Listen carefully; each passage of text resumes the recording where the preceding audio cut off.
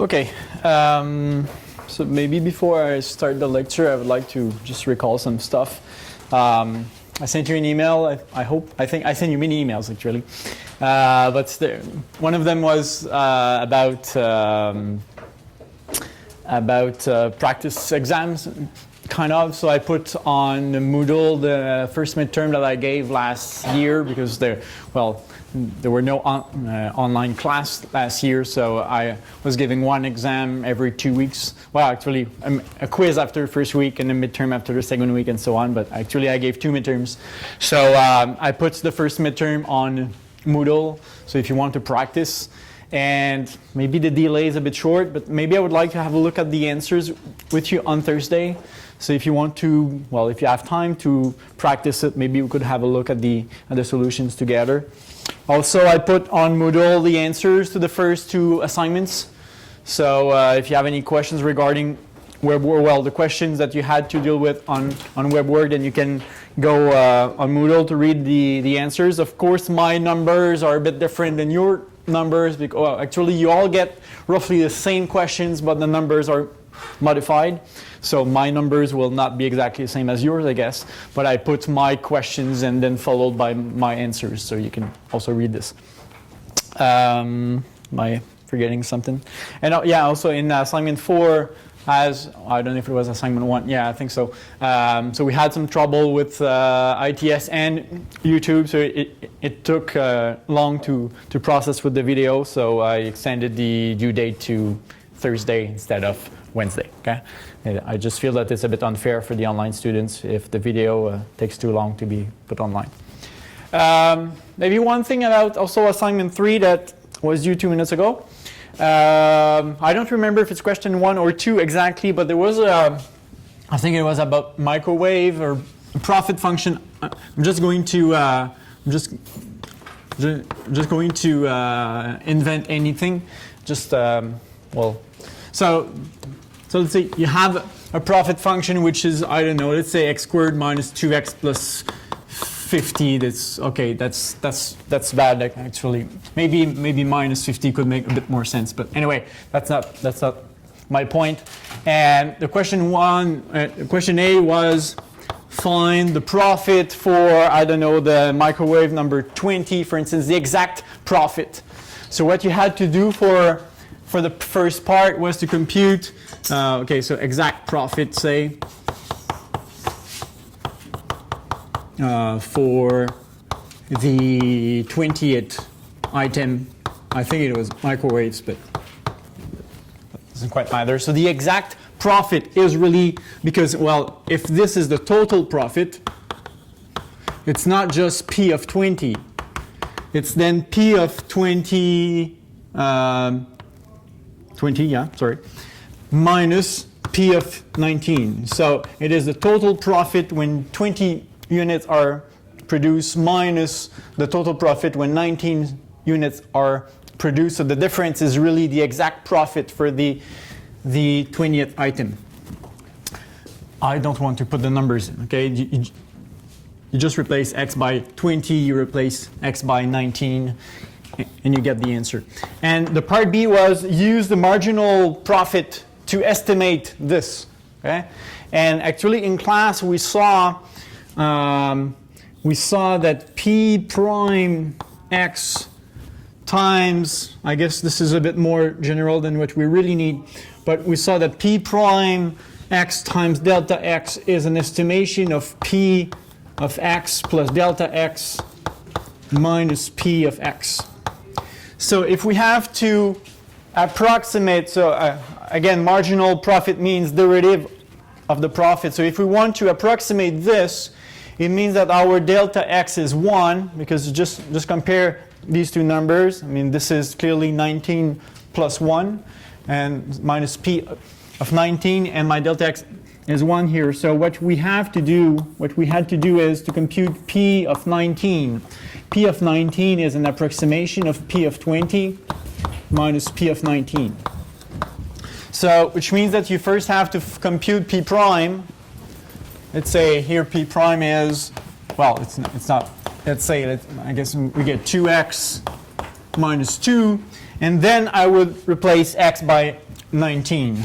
So P prime of 19 is 2 times 19 minus 2, so let's say $36. Okay, so well, I guess I did not compute this.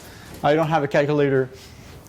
But if you compute this, you should get an answer which is not that far from that. Okay, so that was the purpose of the question, and actually some of you asked me questions about that. Is it clear?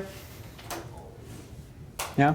Yes, Andrew. All you really have to do is take a look at the derivative of the original equation and plug in 19. Yes. So that's for part B. Part A, you had to compute it exactly. But for part B, it was just get a derivative. It was just this. So you compute the derivative, and if they were asking for the exact profit for the 20th item, then you have to plug 29 in. Okay? Or the 50th, then it's 49, and so on. Okay? So it was what you had to do. Okay. Good. I hope you had time over the weekend to practice and digest these formulas, because we will need them today. And not only we will need them today, but you will need to know them correctly if you want to understand what I'm going to do. So I put here the generalized power rule. So I guess I put first the chain rule here.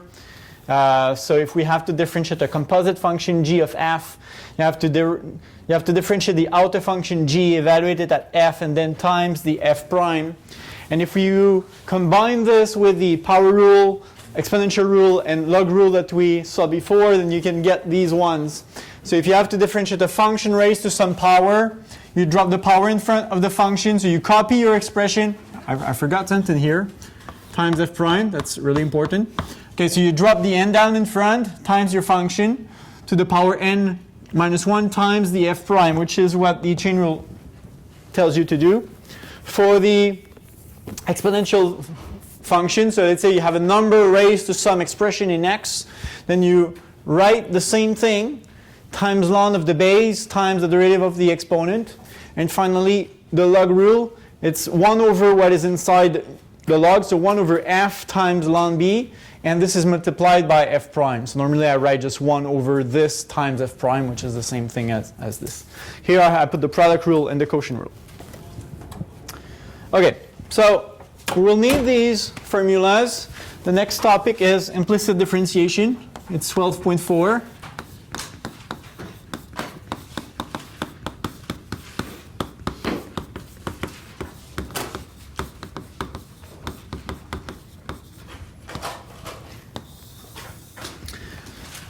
What is implicit differentiation? So the rules that we have here, so the differentiation rules,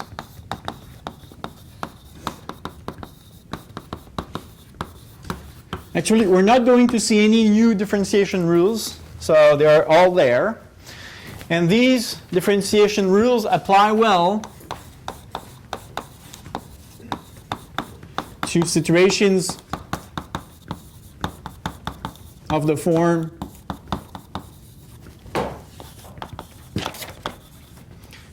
y is equal to f of x, which means, maybe the wording is not so clear, but which means when we can really isolate the y on the left-hand side, so really express y alone on the left-hand side and get an expression in x on the right-hand side.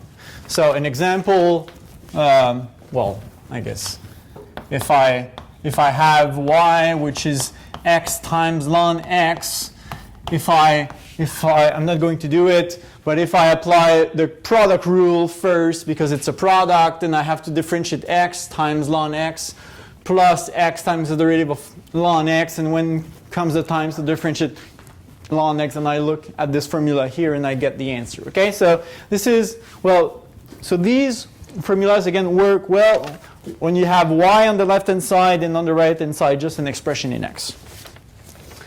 However, how can we compute, say, the derivative of y with respect to x? So I could write y prime when y cannot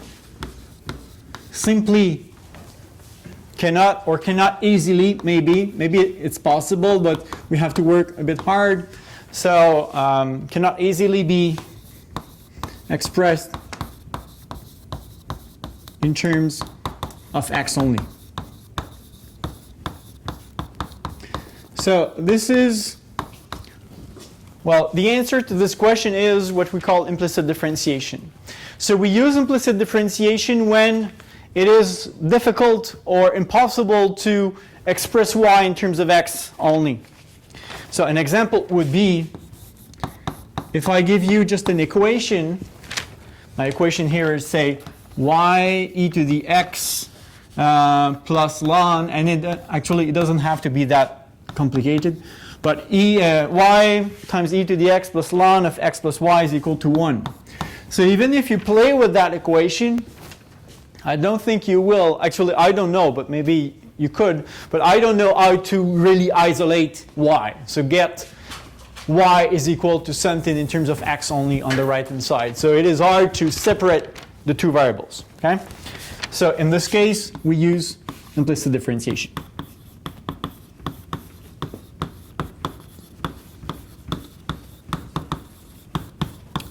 You don't know what implicit differentiation is yet, but you know now in which circumstance you have to use implicit differentiation. So when the x and y's are all mixed up. Okay, so what is the recipe? What are the steps to follow for implicit differentiation?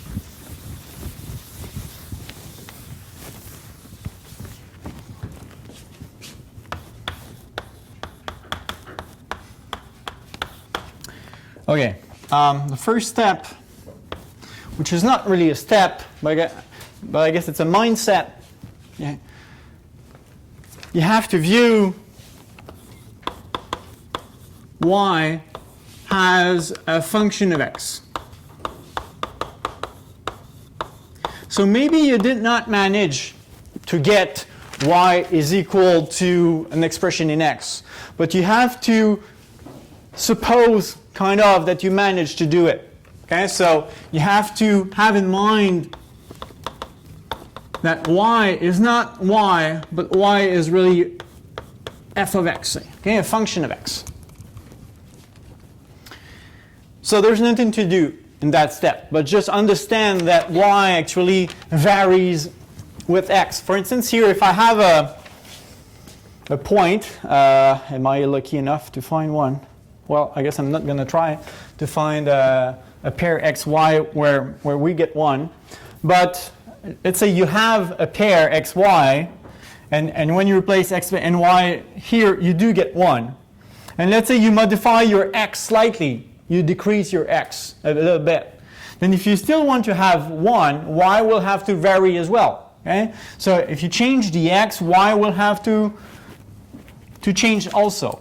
So and that's what dy over dx is. dy over dx indicates how fast y varies when x varies. Okay? So that's the idea also, that if you modify x, you will have to modify y. So in some sense, y depends on x.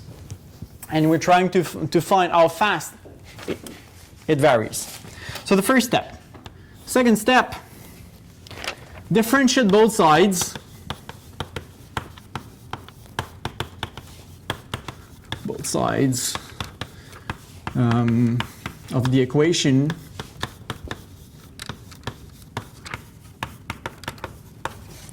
with respect to x.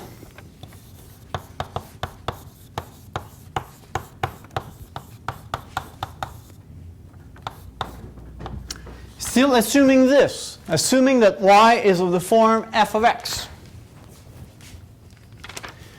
Okay, so let's see, I'm going to write it again. So assuming that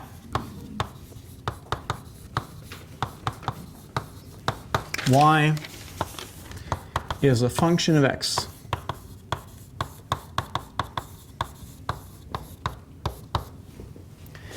and what does that mean? So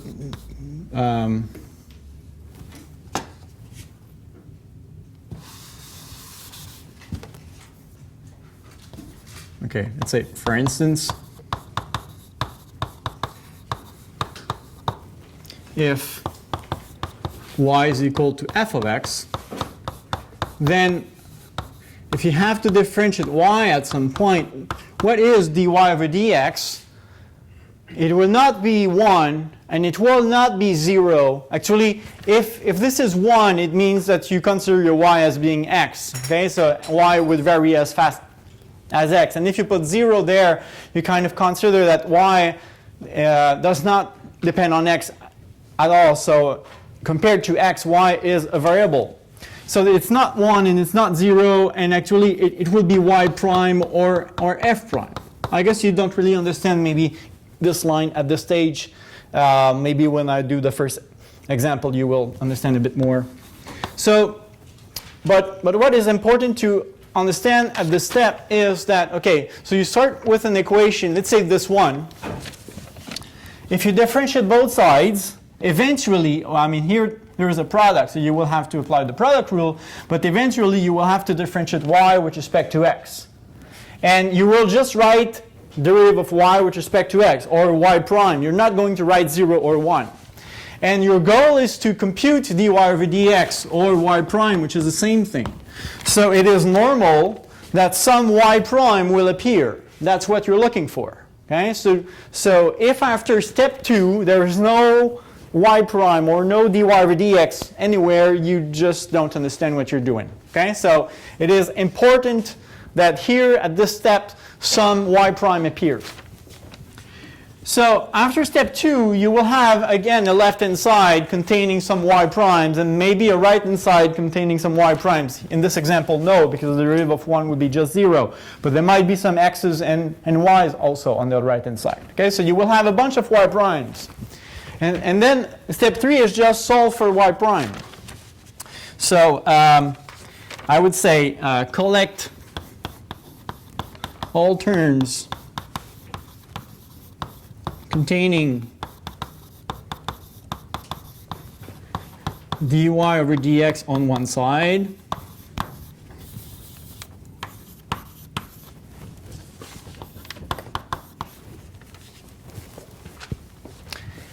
and the other terms on the other side.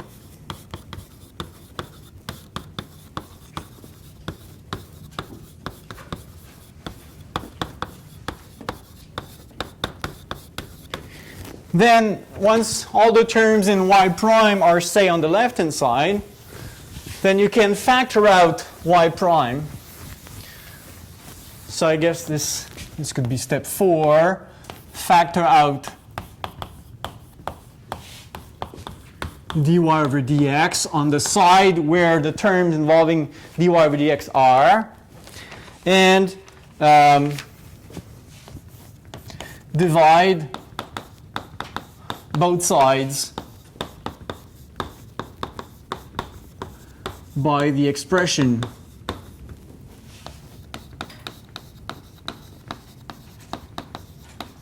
multiplying this dy over dx.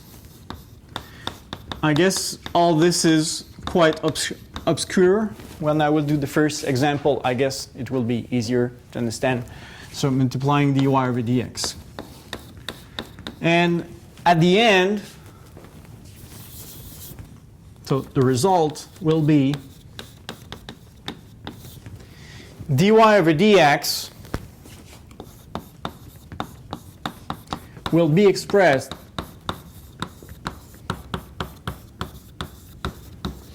in terms of x and y.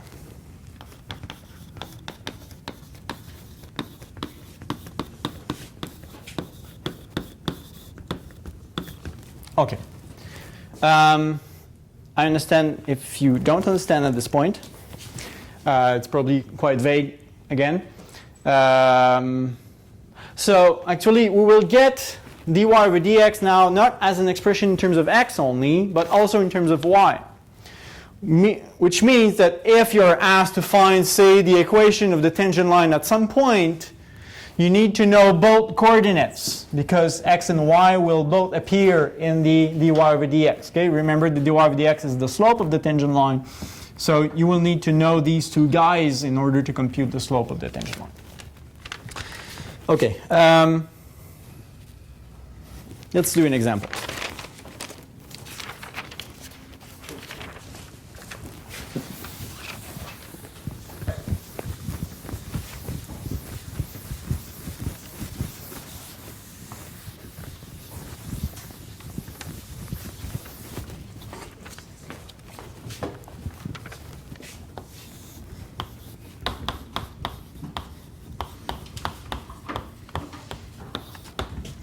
First, compute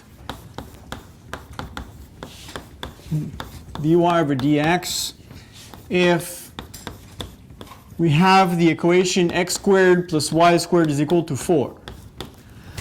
I guess this equation is not super complicated, and we could possibly solve for y. Actually, I guess we have to pay attention. If I try to solve for y, I have to subtract x squared on both sides, get y squared is equal to 4 minus x squared, and then I would take the square root on both sides. But the square root of y squared is not y, but absolute value of y.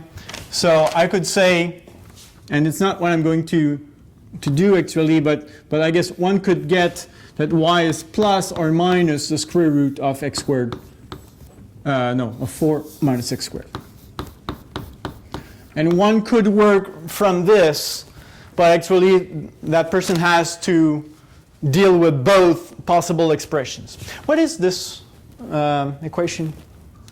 Do you know what this is? X squared plus y squared is equal to 4?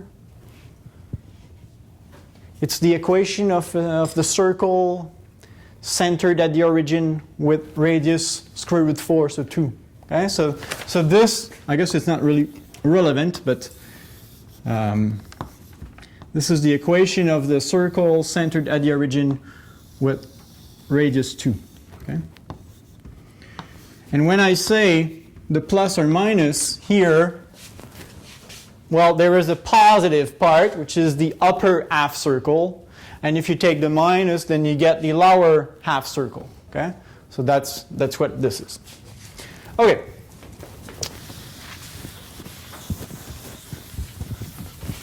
So now let's try to answer the question. And I said that, okay, I will not use that approach of splitting the expression into two, the upper half circle and the lower half circle. I'm going to use implicit differentiation. So the solution is, I start with x squared plus y squared is equal to 4. I just erase the step 1. Step 1 was view y as a function of x. Okay, there is nothing to do, but we have to remember that y behaves like y is equal to f of x. Second step, differentiate both sides with respect to x. So the second step, is the derivative of x squared plus y squared is equal to the derivative of 4.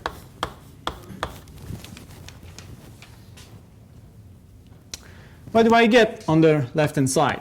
Well, the derivative of a sum is the sum of the derivatives, so I can differentiate x squared. What is the derivative of x squared? 2x. What is the derivative of y squared? 2y? No. If you see your y as a function of x, okay, you have to keep this in mind. 4x? No. You're close, but you said the same thing as him, so you're not that close, I guess.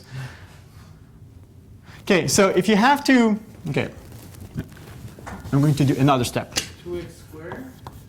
Okay, so that's the derivative of x squared plus the derivative of, with respect to x, of y squared, which is the derivative of 4, I guess 0. Okay, and this is 2x we said, but, okay, I'm not sure if this was really useful. Anyway, if I have this in mind, and if I have to differentiate, let's say, f of x squared, not y squared, but let's say f of x, because I have to see y as f of x. How do we differentiate f of x squared? F of x squared 2 times f of x to the power 1 times f prime, right? So you said 2y, you said 2f of x. The f prime was missing, or the y prime was missing, okay? So I guess here I get 0. Derivative of 4 is 0. So 2x plus, it means 2f of x to the power 1 times f prime. And I guess here I change a bit my notation. The purpose is not to confuse you. The purpose is to show you that we need to use this formula. But in terms of y, we really have 2x plus 2y times f prime, which is the dy over dx we are looking for. Okay? So some dy over dx must appear. If you don't like this, I guess you can write y prime. That's normally what I do, but here I chose dy over dx. Okay, so remember that when you have to differentiate y, it's not as when you differentiate x. Y has to be seen as f of x. And then you have to apply these rules where your y is f of x. Okay? So this is the, I guess, the second step. Third step of my recipe was, well, send all the terms involving dy over dx on one side and the other terms on the other side. So here there is only one term in dy over dx. And here for me, term means expressions that are separated by pluses or minuses. So I see two terms. There is one here, and I guess a third one here. Okay? So now where are the terms involving dy over dx? There is only one, only this guy. So I'm going, say, to take the 2x and send it on the other side. So I get 2y times dy over dx is equal to negative 2x. Step 3 or 4 in my recipe 4, I think, it was factor out dy over dx. Well, here I guess there is no need to factor out dy over dx because there is only one term involving dy over dx. Okay, so there's nothing to do here. And the last step was, I guess I can think or view this really as 2y times dy over dx. And the last part of the recipe was divide both sides by the expression that multiplies dy over dx. So, which means here I would divide by 2y. So dy over dx is minus 2x over 2y, which is therefore just minus x over y. And that's my final answer. Okay? It is, so we cannot express dy over dx in terms of x only because, well, maybe here we can, but again we have two possibilities. But in general, you cannot express y in terms of x. So I guess here you cannot replace y by just an expression in x. You just don't know how to do it. Okay? So that would be my final answer. Which also means that on this circle, say, it probably doesn't look like a circle, but yeah, it's a nice potato. But on that circle, if you choose a value, well, I don't know, I mean, if you know a point on the circle and you would like to know what is the slope of the tangent line, you just plug the coordinates of your point, and then you know the slope of the tangent line. For instance, when x takes the value 0, I guess I have the choice between that point and that point. So I could put in negative 0, 2, or negative 0, negative 2. In both cases, the slope, well, the answer would be 0, which means that the tangent line is horizontal, right? Here, I guess it doesn't fit with my picture because my picture is badly drawn.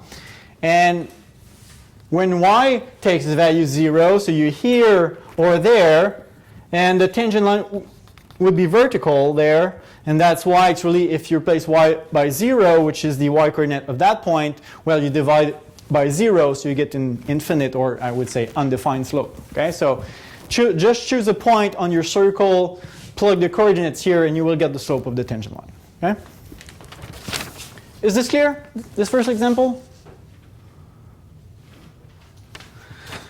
I will do more examples, at least one. Well, I have two more.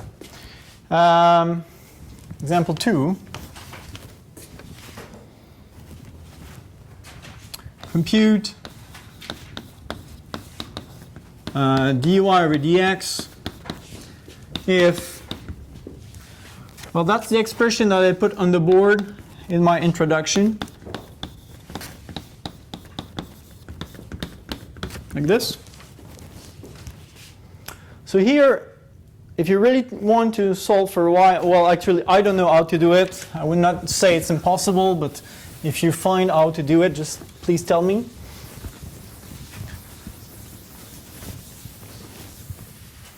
So if I have to compute dy over dx, I have to use implicit differentiation. So first step, see your y as a function of x. Good, nothing to do. Second step, differentiate both sides.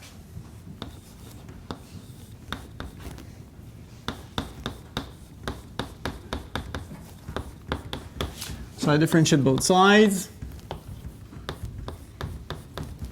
What do I get on the left-hand side if I differentiate the left-hand side? Well, yeah? Well, so you do the product rule in both situations, right? Because it's both multiplication. Here, there is only one multiplication. It's here. It's really, it's not the times. It's ln of a number, right? It's not the times. Because ln alone has no signification. Okay? So here, the only product is really here. Y times e to the x. It's a product of expression in terms of x, because the first step, where we have nothing to do, is really keep in mind that y is like f of x. Okay, so you have a f of x times e to the x. So you have a product of two expressions in x here. So you have to use the product rule, which I recalled here. So the derivative of the first expression times the second plus the first times the derivative of the second. So what is the derivative of y? Because I have to apply the product rule. What is the derivative of y? dy over dx. dy over dx, or y prime. Yeah, dy over dx times the second expression, e to the x, plus the first expression y, times the derivative of e to the x. What is the derivative of e to the x? E to the x. So this first part is the derivative of this part here. Then plus the derivative of this expression. How do we differentiate log expressions? A ln, again, is a log base e. So the derivative of ln or log base e of x plus y, am I right? Yeah. X plus y is x plus y times ln of the base. Here the base is e, so ln e is 1, so just x plus 1 at the denominator. And on top you have the derivative of this x plus y. So it is plus 1 over x plus y times the derivative of this x plus y. And I'm not using my board quite properly, actually. I'm running out of space. But on the right here, we have the derivative of 1, so 0. Okay? So I'm going to rewrite, well, maybe not rewrite. Continue from here now. So the first part doesn't change. We get derivative of y with respect to x times e to the x plus y e to the x plus 1 over x plus y times, what is the derivative of x? With respect to x? 1. What is the derivative of y with respect to x? Y prime, or dy over dx. I'm going to keep the same notation, but it's also fine if you put y prime there. So this is equal to 0. And now we just have to solve for dy over dx, because my steps 3, 4, 5 are just solve for dy over dx. So we have to put on one side of the equation the terms involving dy over dx, and on the other side the other terms. But, okay, so again, my terms are separated by pluses or minuses, and here there is a times. So I guess I first have to distribute in order to be able to extract this guy from the parentheses. Okay? So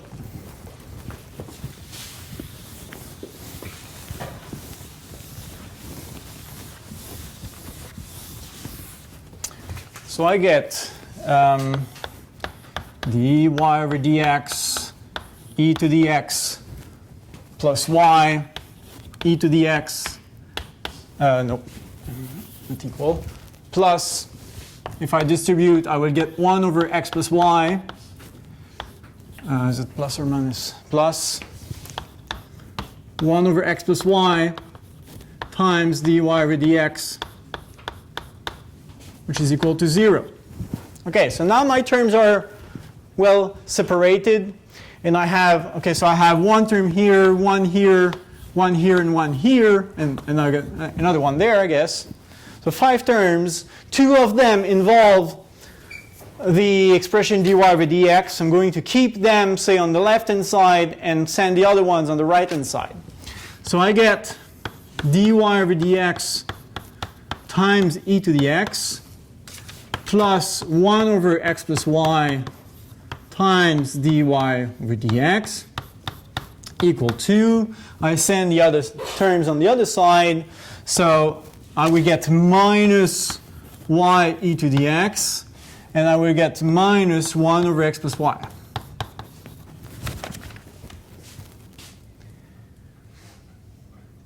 Then I factor out dy over dx on the left-hand side.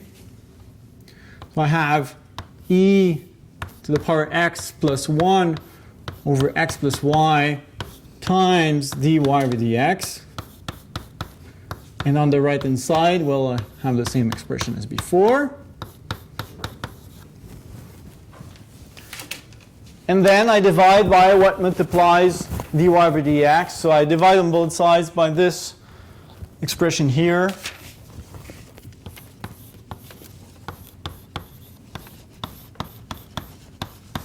So I get the right-hand side, which is minus y e to the x minus 1 over x plus y.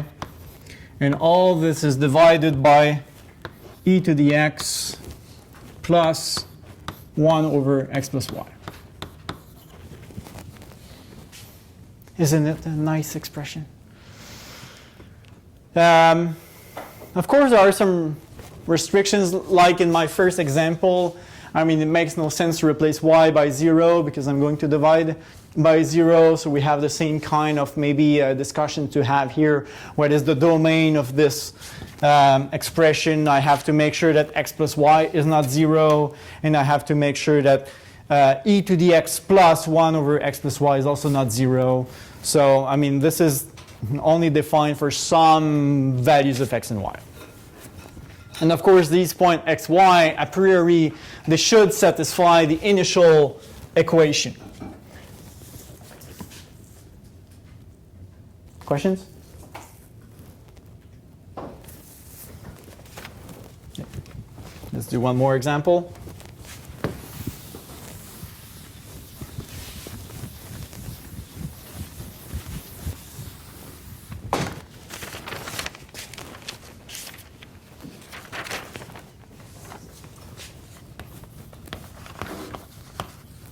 Compute dy over dx if x squared minus x plus xy is equal to y cubed minus 2y.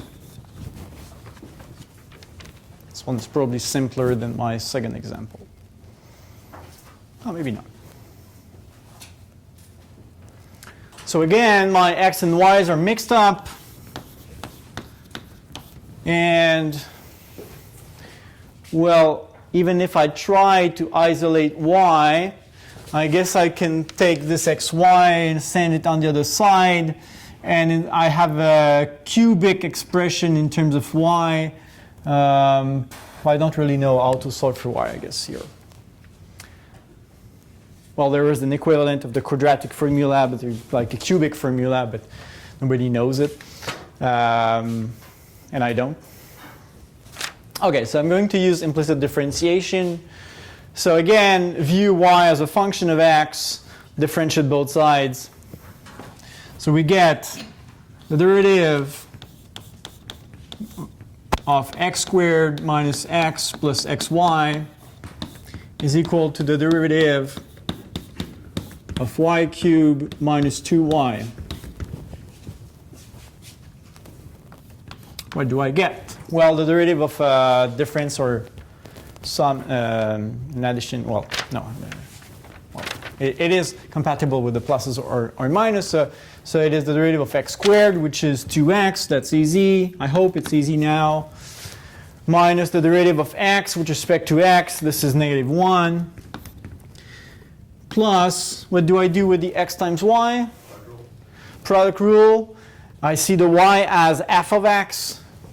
So it's x times f of x. So it's a product rule. And the product rule is here. Derivative of first expression, so the derivative of x times y plus x times the derivative of y. So I get the derivative of x here, which is 1 times y plus x times the derivative of y. Let's write y prime this time, or dy with dx as you wish. So that's the derivative of the left-hand side. As you see, I already skipped more details than last week. Is equal to, what's the derivative of y cubed?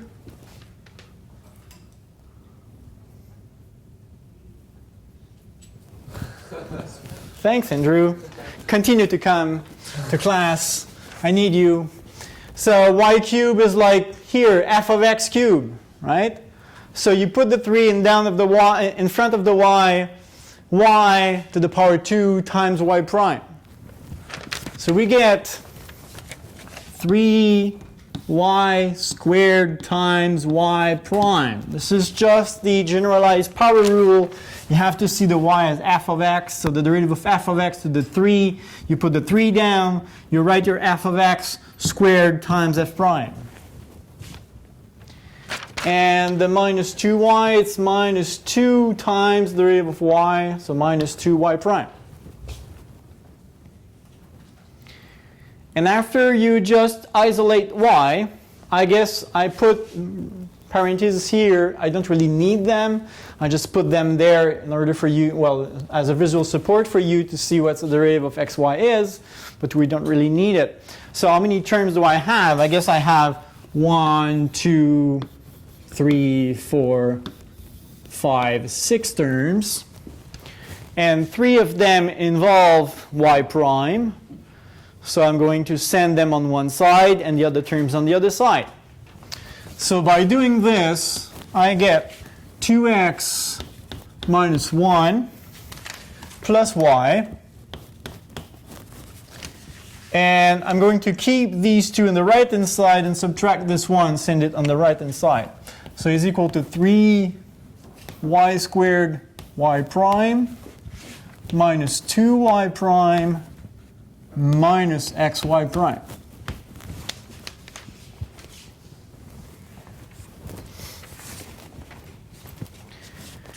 Then I factor out y prime on the right-hand side of the equation.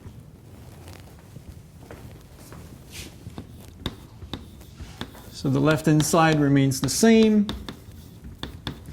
And I factor out y prime, I said, so 3y squared minus 2 minus x times y prime. And then I divide by the bracket on both sides. So I get 2x minus 1 plus y over 3y squared minus 2 minus x. This is equal to y prime.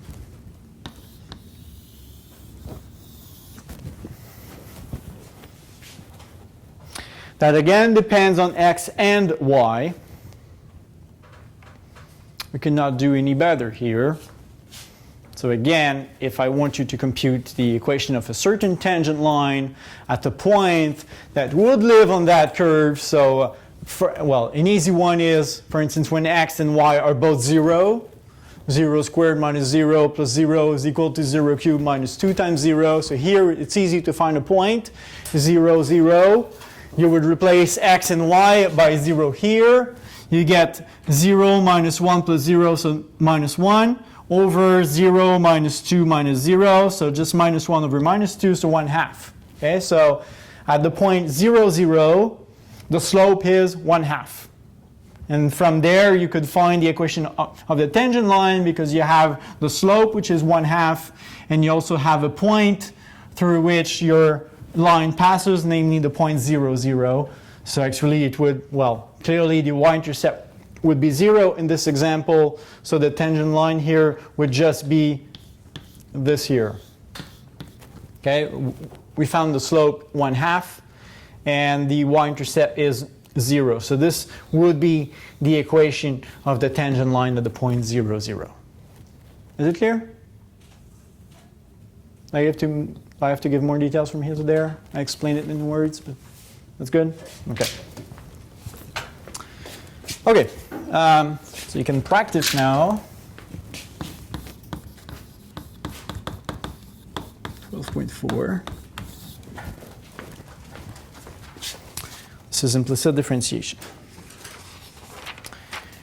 Now, logarithmic differentiation.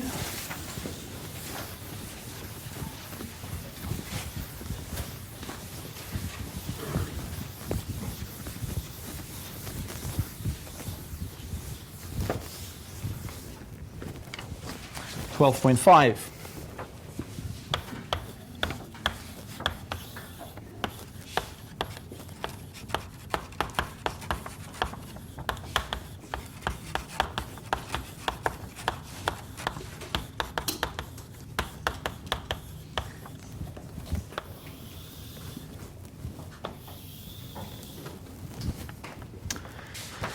Okay. So logarithmic differentiation uses implicit differentiation, but it does not apply necessarily, like it almost never applies in a situation where the x and y's are mixed up.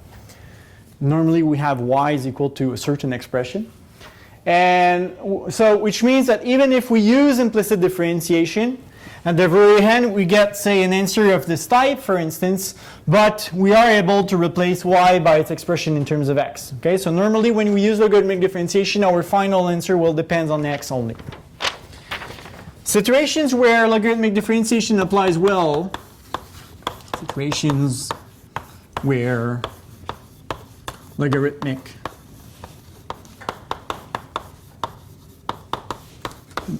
differentiation applies well.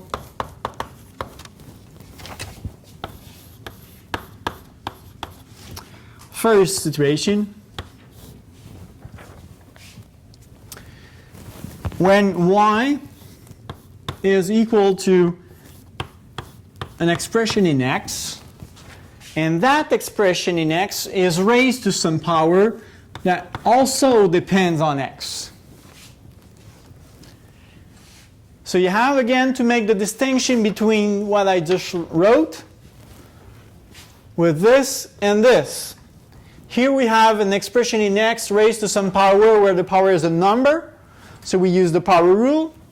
Here the base is a number, but the power itself is an expression in x, so we can use these rules in these situations, but here both the base and the power depends on x. Okay? Like, if I give an example, say x to the power, let's say 3x, which is relatively simple. Second situation, and it's going to be vague a bit, what I'm going to write down. It's when y is, I guess here complicated is quite subjective, but a complicated algebraic expression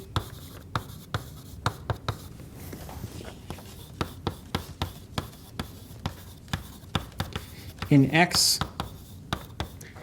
containing or involving many multiplications, divisions, powers, and radicals. Or, well, I guess a radical is a kind of power. But, okay. What is algebraic? Algebraic means that we use plus, minus, times, division, and powers and radicals. So there is no log, for instance, or there is no sine function. I'm not going to talk about the trigo functions here, but so this is not part of the algebraic expression. Okay, so, okay, maybe an example of the last sentence.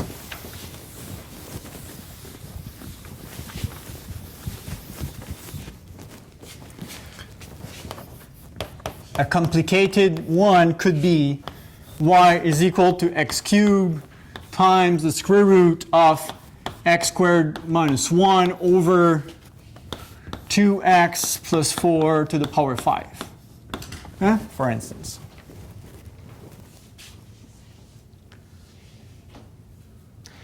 Now, a remark, if you face an expression of the first form, this rule, the power rule, does not apply.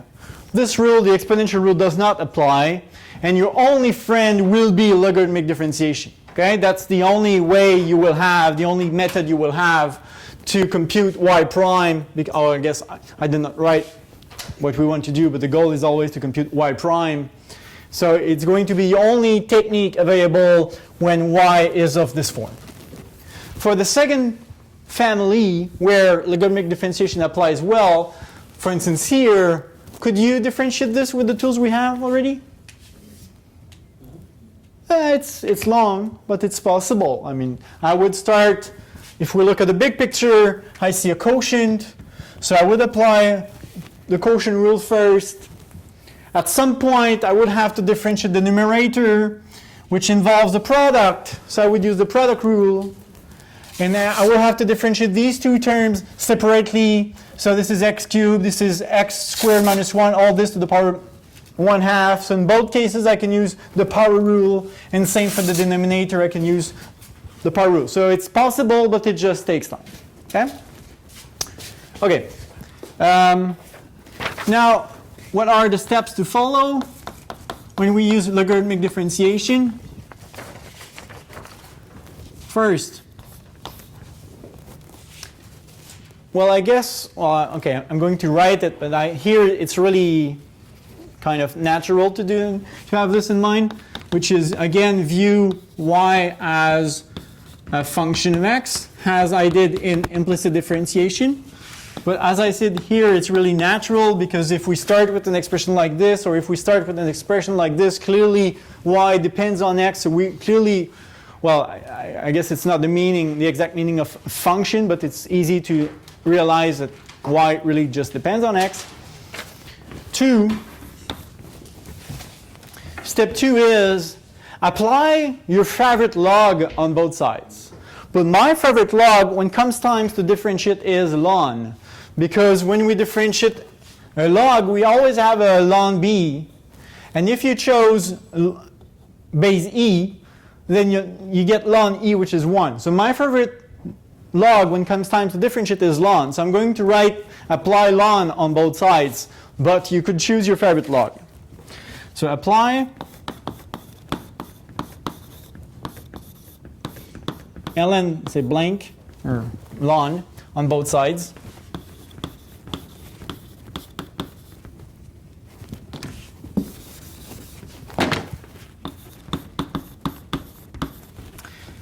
And simplify. I guess for some of you it doesn't look like simplification. Or I could maybe say rewrite.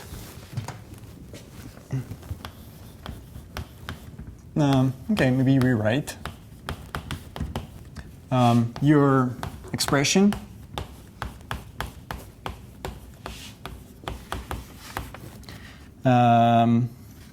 using the strange but useful properties of the logs, which are ln of a product is the sum of the line.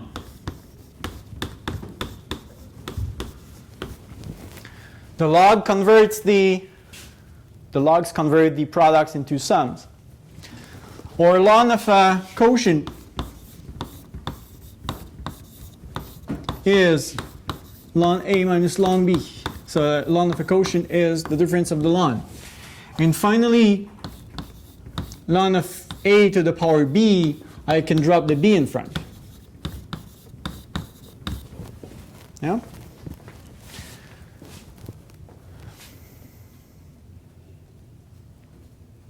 if you look in your notes, I don't know when exactly, but I guess it's when I spoke about the derivative of a log expression. There's one example that I wanted to complete and I forgot, but we had to differentiate ln of an expression that, well, was not this one, but similar to this one, I guess. And I did it using brute force, so just all the formulas. What I could have done also would be to simplify my expression by using these rules. In the assignment, in the new assignment that is now on Moodle, on WebWorks assignment 5, you have to do that kind of thing to apply these properties. Okay, I'm not done, so this is step 2. Step 3, differentiate both sides with respect to x. So apply like this, let's say on both sides.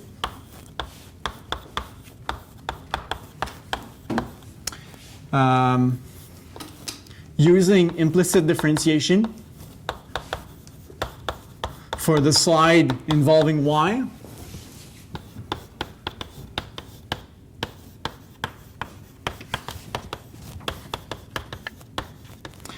And finally, solve for dy over dx.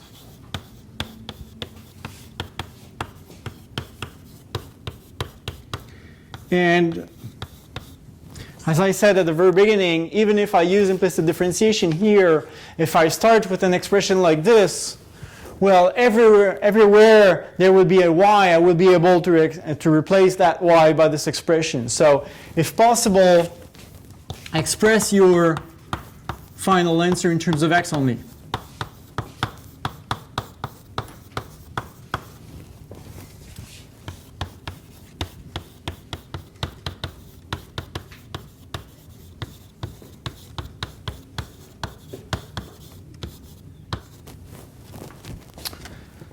Okay.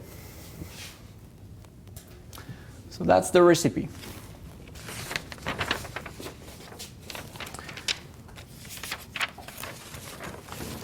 Let's do some examples.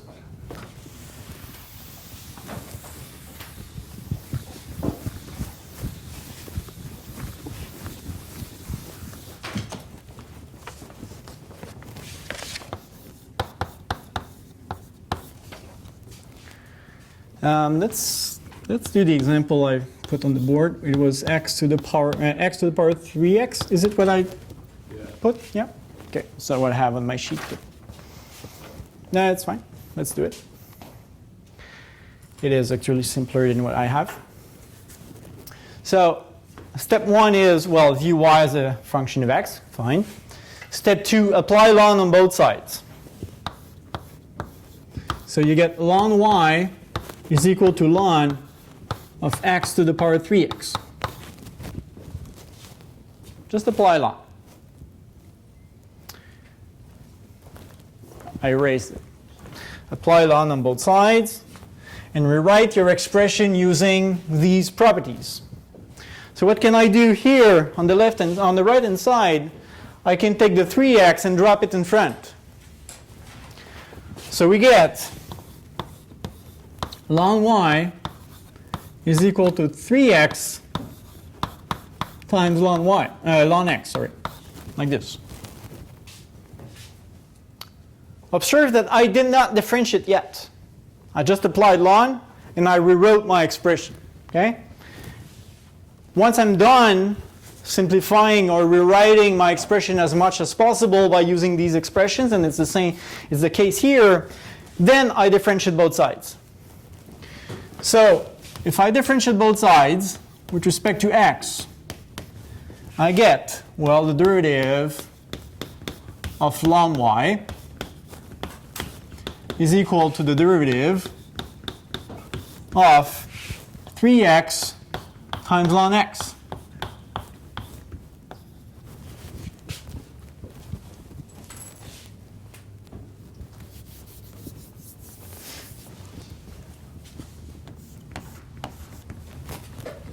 What do I get on the left-hand side? The derivative of ln y. What is this? I have to use implicit differentiation. I have to see the y as a function of x. Now I look at the board again, and I see, okay, if I have to differentiate ln is like log base e, so log base e of y is y prime over y times ln e, but ln e is 1. So this is 1 over y times y prime, or dy over dx, using implicit differentiation. On the right-hand side, I see 3x times ln x. So there is a product, which means I have to use the product rule. The product rule says the derivative of 3x, so 3 times ln x, plus 3x times the derivative of ln x. I guess I could go there again if I don't remember the formula. It is the derivative of x, which is 1 over x times ln e. So just 1 over x, actually, times 1 over x.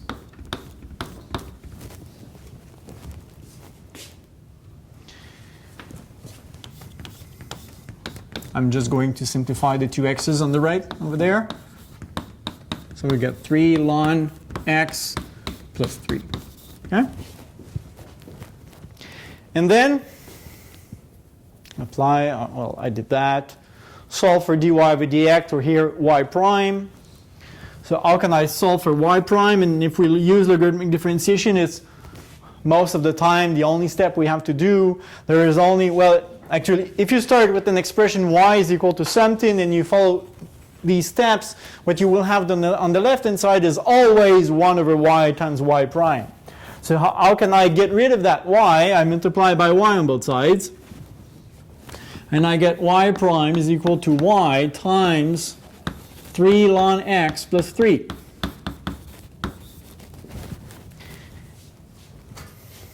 If I'm just dealing with implicit differentiation, I guess I would be done. But if possible, I have to express my final answer in terms of x only. And here I can do it because I know what y is. I started with this expression. So I can replace y by that. So I get y prime is equal to x to the power 3x times 3 ln x plus 3.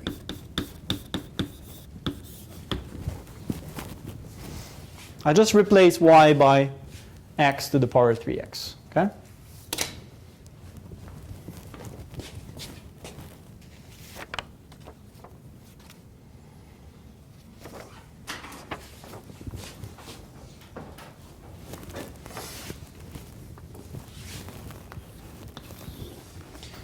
Of course, I can, that's probably what happens in the assignment, but the base doesn't have to be x. It can be an expression in x. And the same for the power. The power doesn't have to be that simple. It could be more complicated as well. Maybe I do another one. What could we take? Let's say, I don't know, let's say x squared minus 3 to the power e to the x, for instance. And as you know, in the assignment, it's more about demand equations and things like that. So it's more about P and Q. And, well, pay attention because especially in the last assignment, the Q was sometimes X also on web work. So yeah, read the questions carefully. Okay, so I follow the steps. I apply ln on both sides.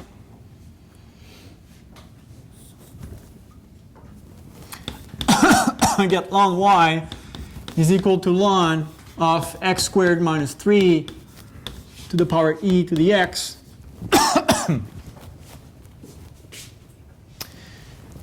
Then I use the one of the properties of the log functions saying that I can drop the e to the x in front. So I get e to the x times ln of x squared minus 3. And again, just as in my previous example, I guess it is as far as I can go. And then I differentiate both sides.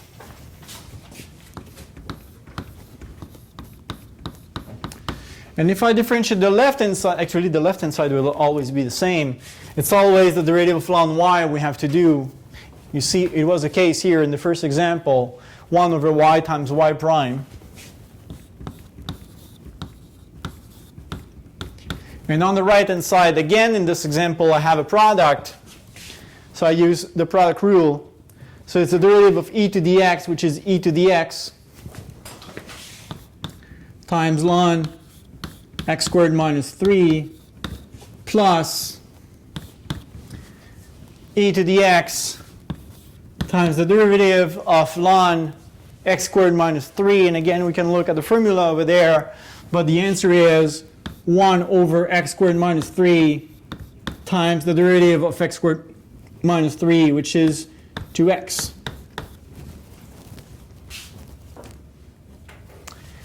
And now I can multiply by y on both sides.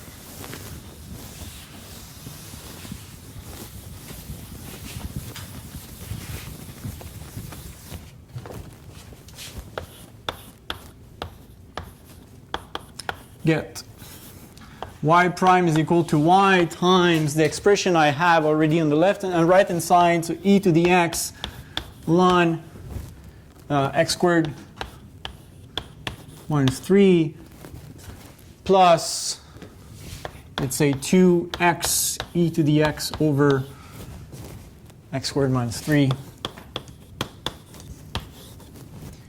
And I can replace y by its initial expression. So I get y prime is equal to x squared minus 3 to the x squared minus 3 to the power e to the x times the same square bracket.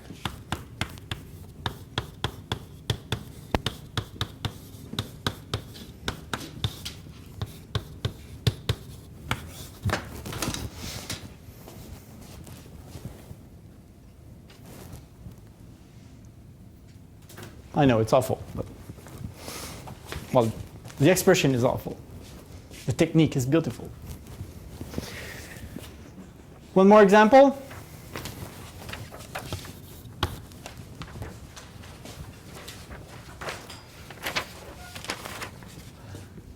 There was no question on that?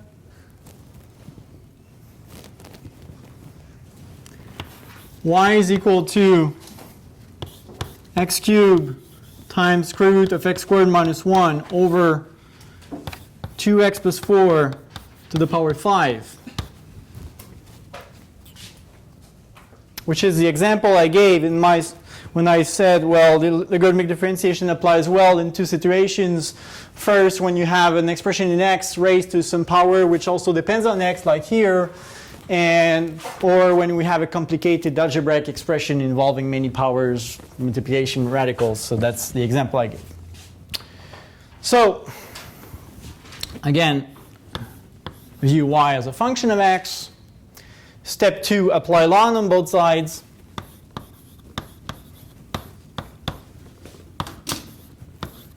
So ln of this.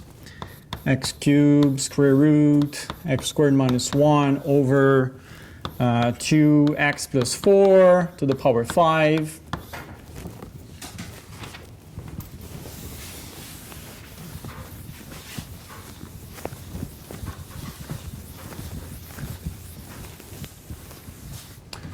Then use the properties of the logs to simplify or rewrite the right-hand side. So what could I do? I have ln y is equal to what? What can I do with the right-hand side? Ln of x squared, the first part minus ln of the denominator. Okay, so ln of the numerator minus ln of the denominator. So ln of x cubed square root x squared minus 1 minus ln of the denominator, which is 2x plus 4 to the power 5. Can I continue? Can I rewrite it again? You can drop the 5, I can drop the 5 in front. What else can I do? drop 3. No, because the 3 only applies on the x and not on the whole expression. So I cannot drop the 3. I can drop the 5 here because the 5, you see I put in parentheses, the 5 does not only apply on the 4, it applies on the whole thing. So I can drop the 5 in front. What can I do with this part?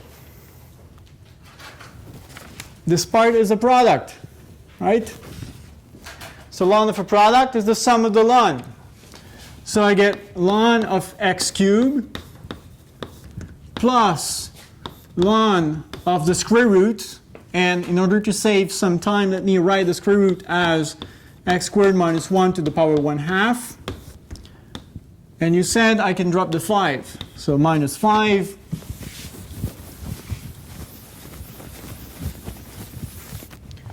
times ln of 2x plus 4.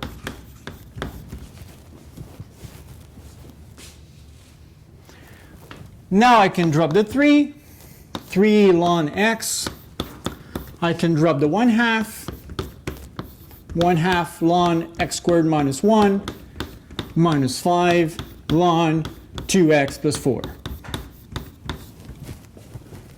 Okay?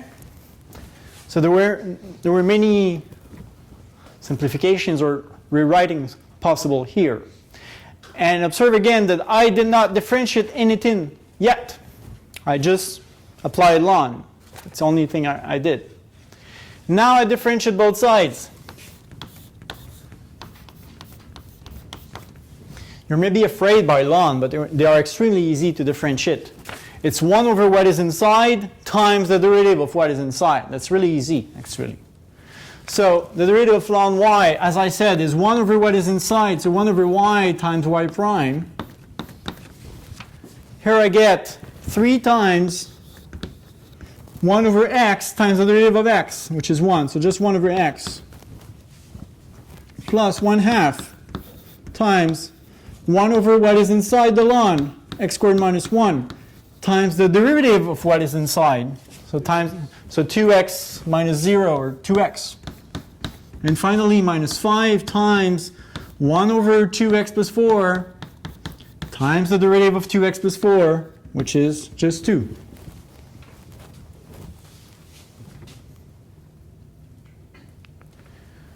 And now I can multiply by y on both sides, because my goal is to solve for y prime. So I get y prime is equal to y times, this is 3 over x.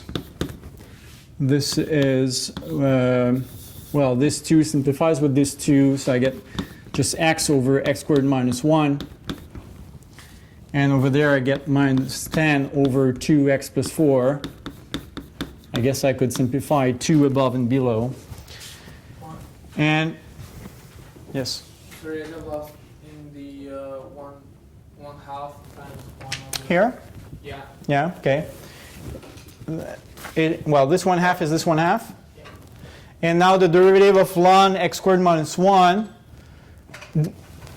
The rule is always 1 over what is inside times the derivative. So 1 over x squared minus 1 times the 2x is the derivative of x squared minus 1, 2x minus 0. Okay? So, yeah, that's it. Okay? So now if maybe I'm going to try to use the space I have there. My y was this. So x cubed square root of x squared minus 1 over 2x plus 4 to the power 5 times the same bracket as I have there. 3 over x plus x over x squared minus 1 minus 10 over 2x plus 4.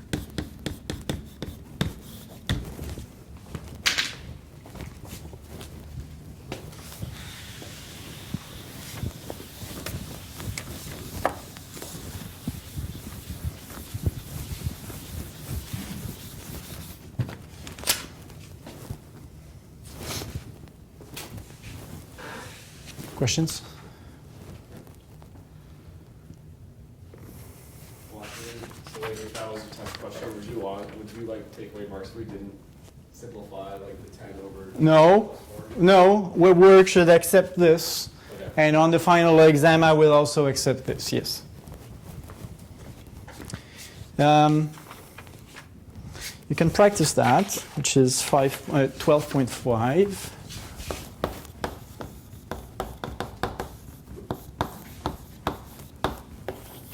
And because I'm at the end of one section, if you don't mind, I would take the break now and start with a new section after. So we could meet again at 2:27, something like that. So we can take a 10 minutes break.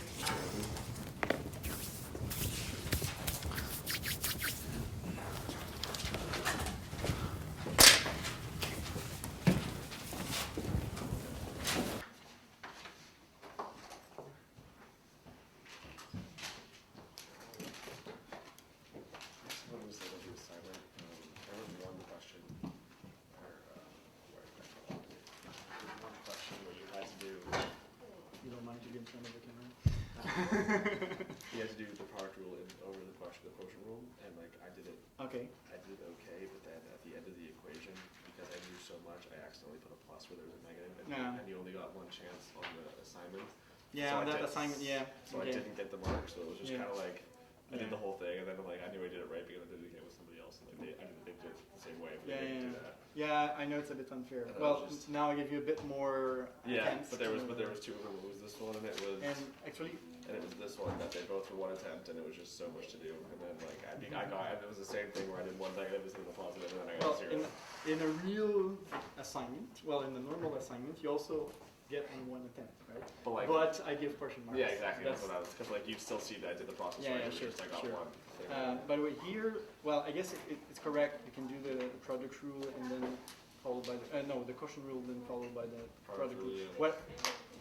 What I did, I just expanded this to get one polynomial on top, Okay. and then I just had to apply I used the quotient rule. That quotient way. rule. Okay. So But I mean, it's because I have two polynomials here that I could do that.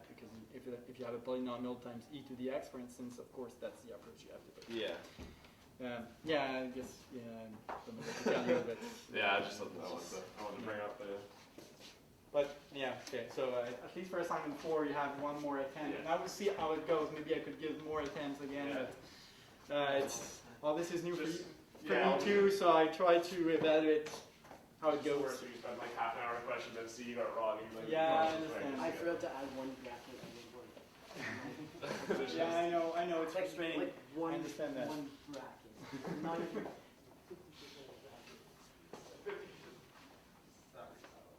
Okay.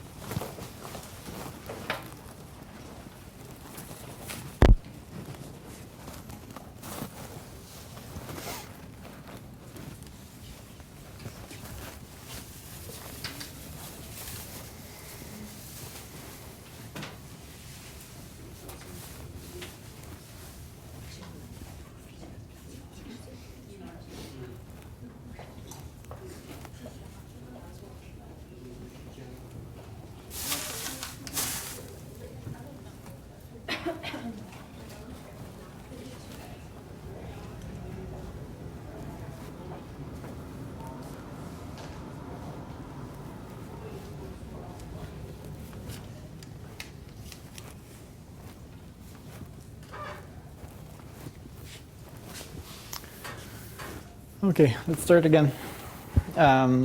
So before the break, we saw implicit differentiation and logarithmic differentiation. Now I want to talk about higher order derivatives. There's nothing really mysterious in there. So higher order derivatives.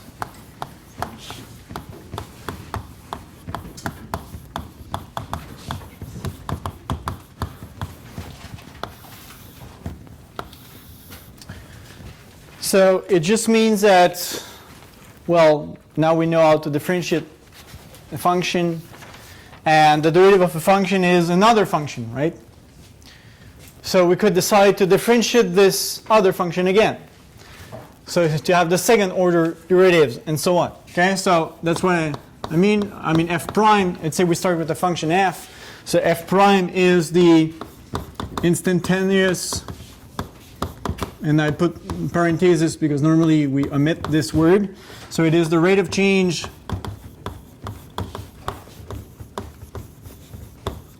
of f.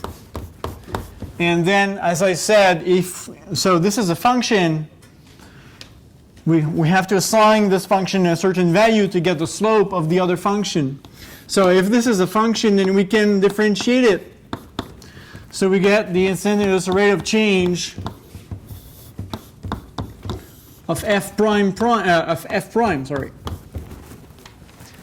And of course I could continue and compute f prime prime prime. This would be the instantaneous rate of change of f prime prime. And so, as I said, it's not mysterious. There's no mysteries in there. We just continue differentiating over and over again. However, when we, well, it's not a big however, it's just a notation thing. When we reach 4 prime, well, especially I guess if I have to compute the 10th or the 100th derivative of a function, I'm not going to put 100 primes. So starting at 4, there is a different notation. We put the number within parentheses. So this would be the instantaneous rate of change of f prime prime prime. And it continues like that, say, up to the nth one. Okay, so starting at 4, we kind of change the notation. Okay, that's it. That's all the theory I have to give in this section. Okay, I will show examples, but there's no theory. Oh yeah, maybe a bit more. One more thing.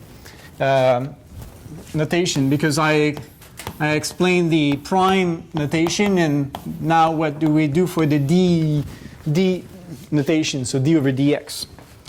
So the notation is if y is equal to f of x, I can write y prime prime, or I can write f prime prime. It's going to be the same thing.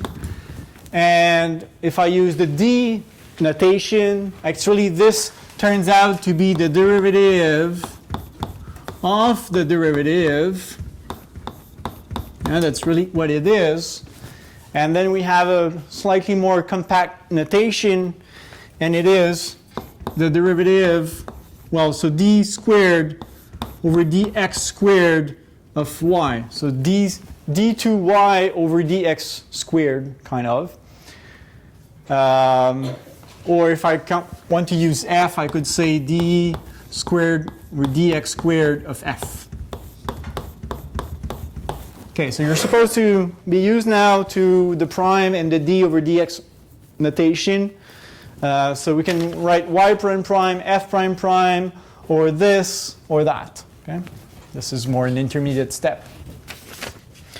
And in general, if I want to find the nth derivative, I could write y to the power, well, it's not to the power, it's more the notation. So n within brackets, it's same for f. And I would write dn y over dxn, or dn dxn of f. Okay, so it's just a notation thing. Now let's see examples. I guess only one, or maybe one more, but there's nothing there really. For instance, if I has to compute dy over dx if, no, the square, the second one. If y is equal to ln of x squared plus 1.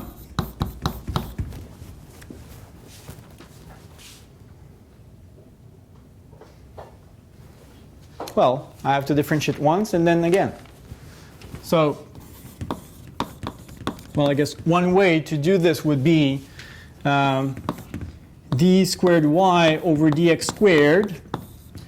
As I said here, or there, this is the derivative of the derivative of ln of x squared plus 1.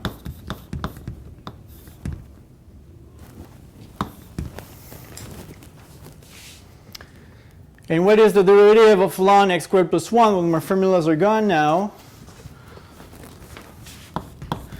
When we differentiate ln of an expression, the answer is 1 over the expression times the derivative of the expression.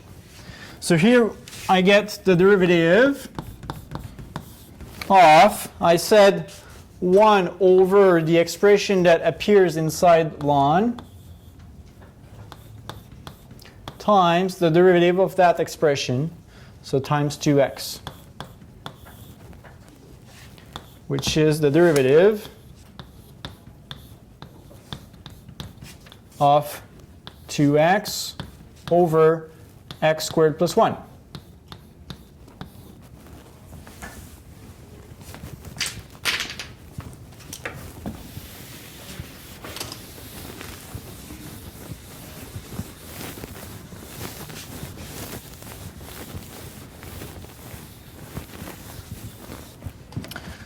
I'm not done. I have to differentiate 2x over x squared plus 1. How can I do this? Quotient rule. So the quotient rule says it is the derivative of the numerator. So derivative of 2x, which is 2, times the denominator minus the numerator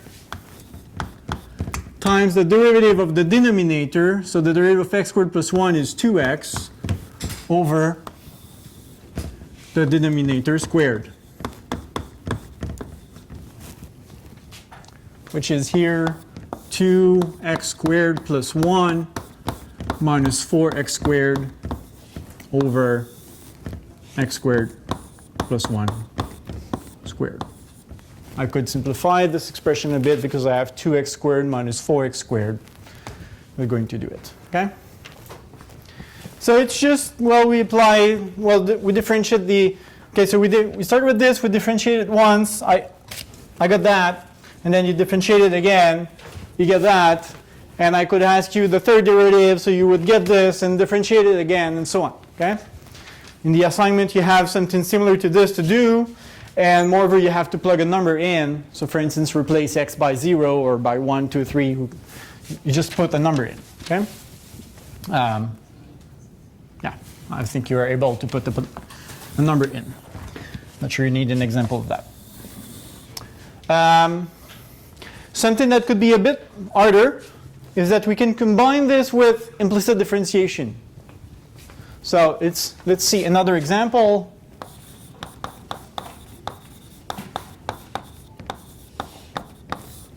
Compute, say again, the second derivative, the second order derivative of y, if we have xy squared plus y is equal to x. So here, well, maybe if we use a quadratic formula, we could express y in terms of x, but again, there would be a plus or minus in front of the square root. So I'm going to use implicit differentiation here. So using implicit differentiation,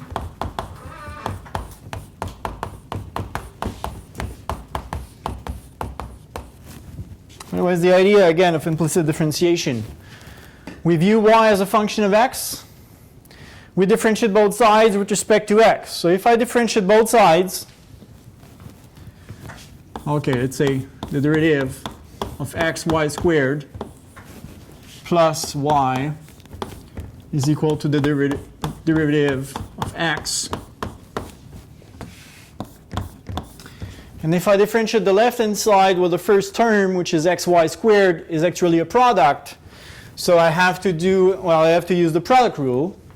So it is the derivative of this x, which is 1 times y squared, plus x times the derivative of y squared. Maybe I write this down. I'm going to do it in 2 steps, but normally I would do it in 1. Plus the derivative of y with respect to x, which is the derivative of y with respect to x, so dy over dx. And here I get 1. And the derivative of y squared, what is it?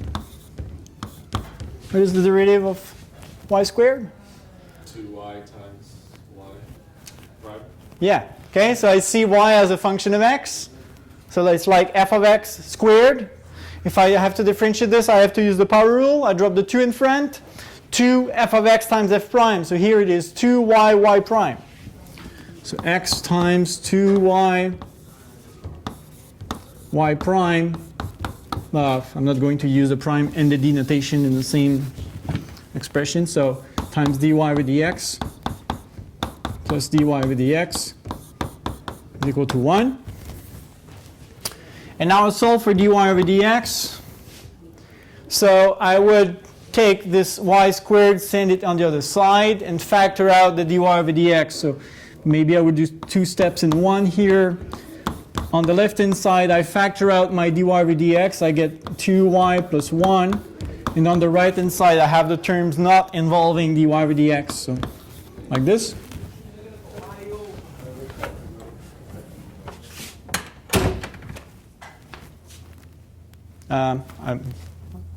X is missing. 2xy here. I think it's better. And then I divide on both sides by this.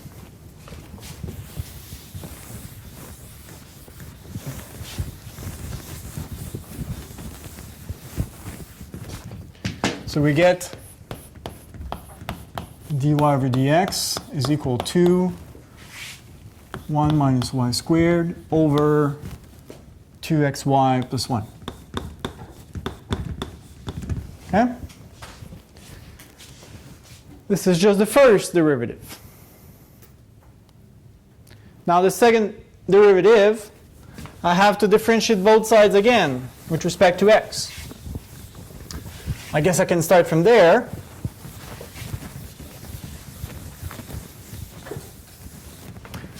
Okay, so if I differentiate again both sides in terms of x, what do I get?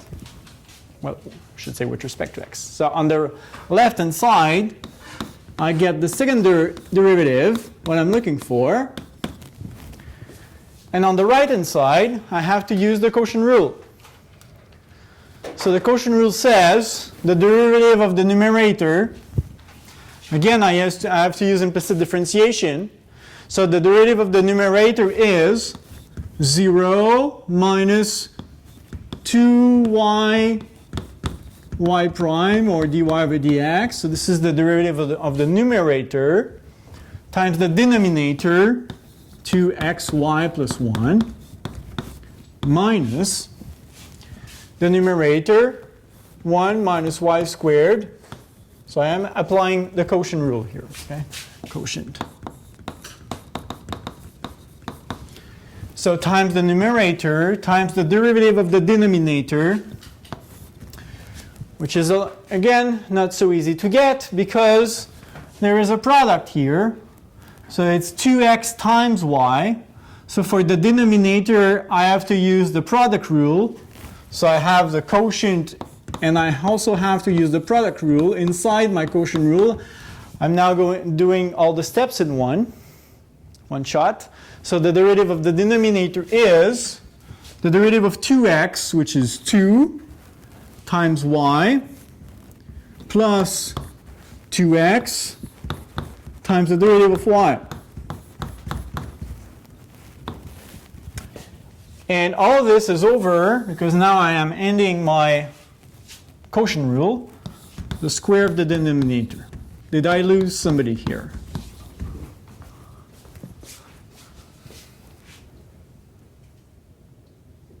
Did I lose you? Yeah? Where? Were you okay with this? Yeah. Okay. So if I differentiate the right-hand side, I have to apply the quotient rule. Okay? Quotient rule is derivative of the numerator, which is here because it is 0 minus, drop the 2 in front, 2y, y prime, 2y dy over dx. Okay? This, okay, so the derivative of the numerator is here, times the denominator, that's what the quotient rule says. So I did not modify it, I just copy-pasted it, minus the numerator, which is here, and this here is the denominator of the, is the derivative of the denominator over the denominator squared. Okay, so that's what the quotient rule is. Derivative of numerator times denominator minus numerator times the derivative of the denominator over the denominator squared. And for the derivative of the denominator, I looked at the denominator and I realized that I have 2x times y, a product of two expressions in x. So I had to use here, for this part, this is where I used the product rule. I did, okay, product rule is derivative of 2x, so 2 times y plus 2x times the derivative of y and plus 0 because the derivative of 1 is 0. Okay? I'm almost done. It looks awful, but I'm almost done. The only thing that I have to do is to replace all the dy over dx by this here. Okay? Because I already know how to express dy over dx in terms of x and y. So this dy over dx, this dy over dx has to be replaced by this expression. And I'm not going to simplify my expression. I don't have time to waste on this. So minus 2y times 1 minus y squared over 2xy plus 1 times 2xy plus 1. Clearly these two could be simplified. Minus 1 minus y squared times 2y plus 2x. And instead of dy over dx, I'm going to write 1 minus y squared over 2xy plus 1. And all this is over this here, 2xy plus 1 squared.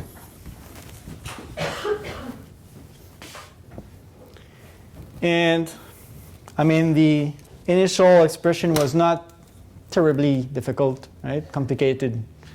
And we get that at the end, which doesn't look that nice. Okay? Questions? Insults? No? Thanks. Okay. Good.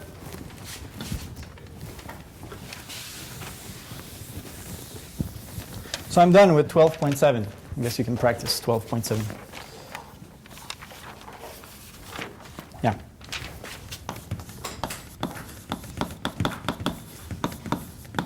So 12.7 is not complicated when we do not have to use implicit differentiation. Actually, in this example, it's really implicit differentiation that made it a bit harder. Because the first example I gave, well, we just differentiate it twice or 3 times or 4 times. If the expression is relatively simple, it's easy.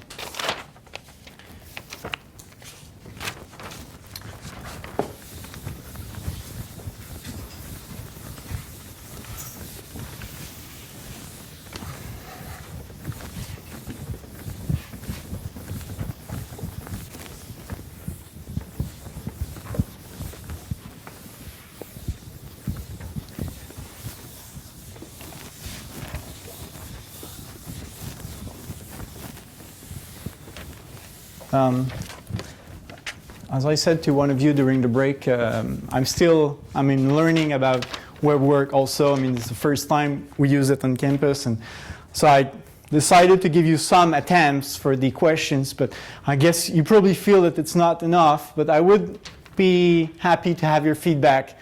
How many attempts would be fair? I'm not sure I want to put unlimited amount of attempts, but I mean, if you have any ideas of what could be fair, what could work for you, just tell me.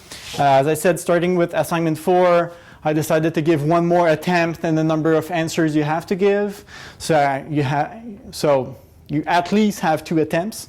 But if you think that it's not enough, that maybe the double of the answers has a number of attempts would be better. Well, so anyway, if you have any suggestions, not that I want to change the rules in the middle of the semester, but I mean, the goal is also, I want you to be able to do the assignments.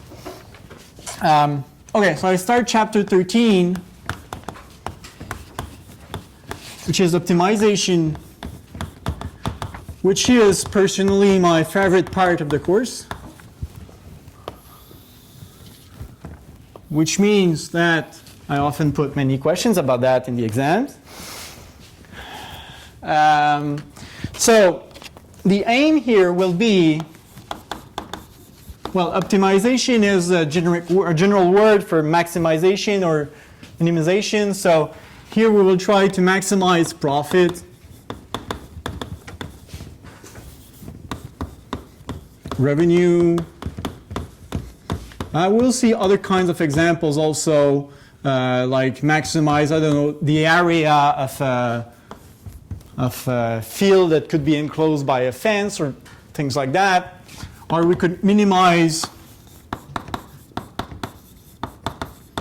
I guess, costs or, well, other things, okay?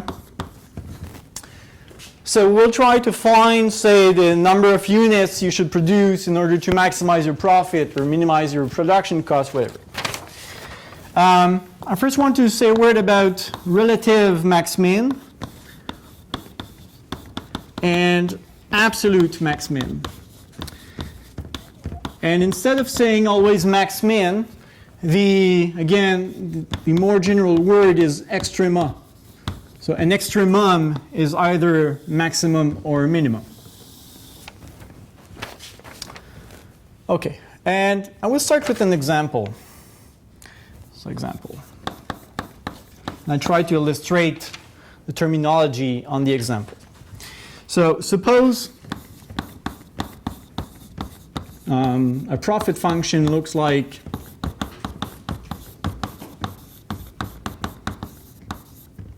let's say pi of q looks like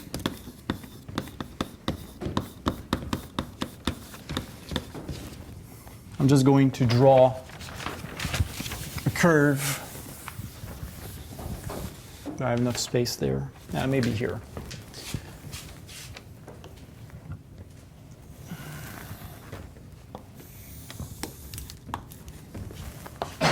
So let's say you have it in dollars here, and you have Q, which is your number of units.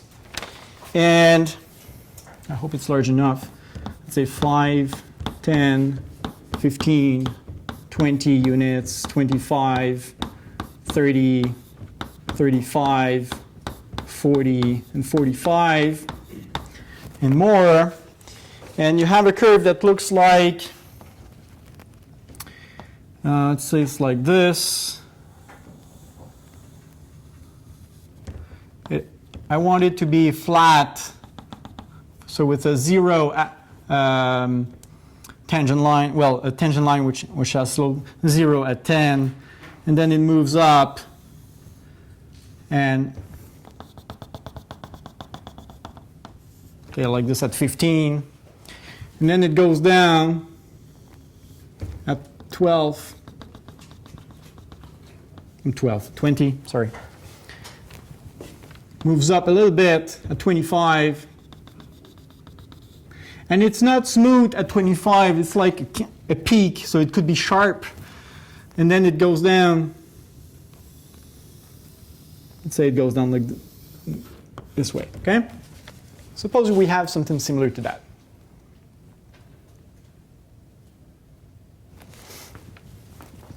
Okay. And I have some really easy questions for you.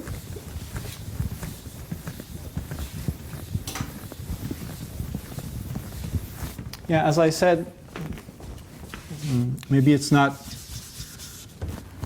perfect at 10. I want it to be really flat at 10, and then it starts going up. Okay. Okay. So I have really easy questions. Questions I would not put in an exam because too easy. Questions.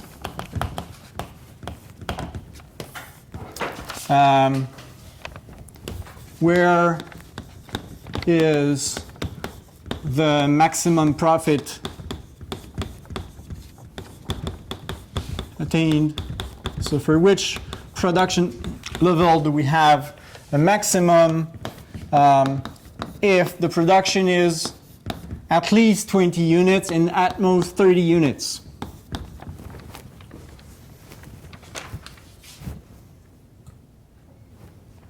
What's your answer? In between 20 and 30, maybe my picture is not big enough. I hope you see it. 25? Yeah, okay, so 20, 30 are here. We start here, and it moves up, and then it moves down. So the maximum is reached at 25 here. I told you my questions are easy, and I have 6 of them. Answer at 25. 2, if Q is in between 5 and 10, between 5 and 10, I don't think my pictures looks pretty good. At 10, thanks, you can read my picture. At 10, and if we look at the whole picture overall,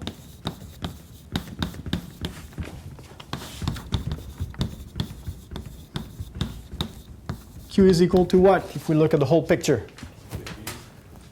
15? Good. And same question but with minimum now. So where is the minimum profit or biggest loss? Maybe. No, maybe not. It doesn't mean it's a loss. If I look at the interval between 15 and 30,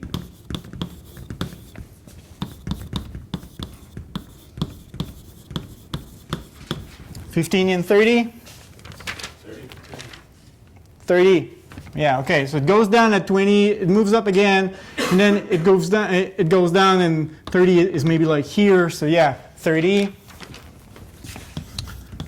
On the interval 15 to 25.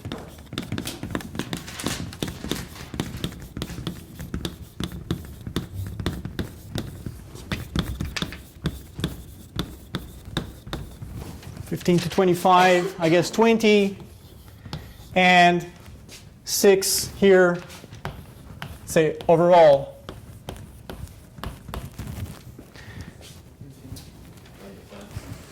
We don't know, okay, because, well, maybe you don't see, but it goes down, and there is an arrow. Well, I drew an arrow meaning that it goes down forever, okay? So we don't know, okay? It is undefined because apparently in this situation, after a certain point, if we produce too much, I guess we'll lose money and more and more and more money.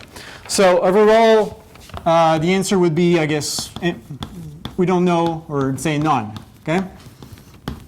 So it's not possible to find one spot, one place where the profit is minimized. Okay, so why did I do this example? I want to introduce some terminology and make you realize things. I guess before to make you realize things, I have to give the terminology.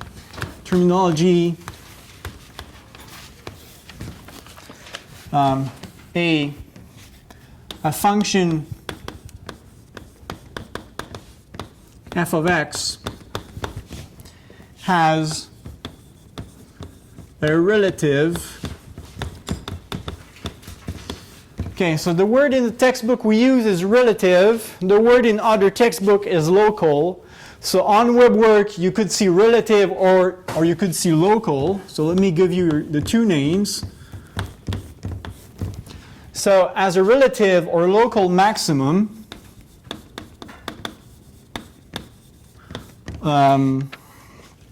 or minimum,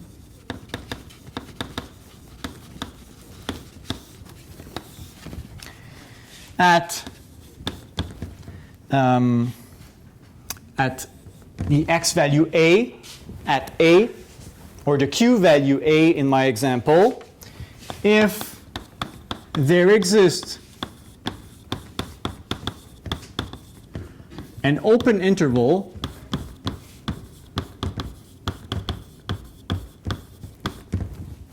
you know what an open interval is? It starts with a number, say b, that is not included in the interval, and it ends with a number c that is also not included in the interval. I guess you have seen these notations in Math 196. If you went to a French school, you maybe know this notation instead with square brackets, but like not in the right order. Okay, so this and this means the same. So an open interval b from b to c containing this a such that I'm going to erase the French notation. It's strange that there are differences like that when it comes time to do math, but there are some differences between French and English. This is one. Okay, so an open interval containing a such that if it is a relative max, it means that f of a will be larger than or equal to f of x for any x inside there. So such that f of a is larger than or equal to f of x for all x in the interval. This is if I'm talking about a relative max, and if I'm talking about the relative min, let's write or f of a is less than or equal to f of x for all x in the interval from b to c, the open interval from b to c. Okay, so an open interval means we have to take a little bit on both sides of a. Well, maybe not necessarily a little bit, but there is at least, well, there are some numbers that we take on both sides of a. Okay? And relative or local, which means that we don't look at the big picture, but we look locally. Is locally, well, do we have a maximum locally? I have to erase this, which is a bit sad. Can I move my boards? If I do, I'm going to hide that. Maybe just like this for the moment. Maybe use this. And part B, hopefully I have enough space. I won't, but okay, I'm going to use, it's a really bad use of a board. I'm going to try to use this for my definition. So B, a function f of x has an absolute, or you can see in other books global. So on WebWork it could be absolute or global, max or min. So let's say maximum or minimum.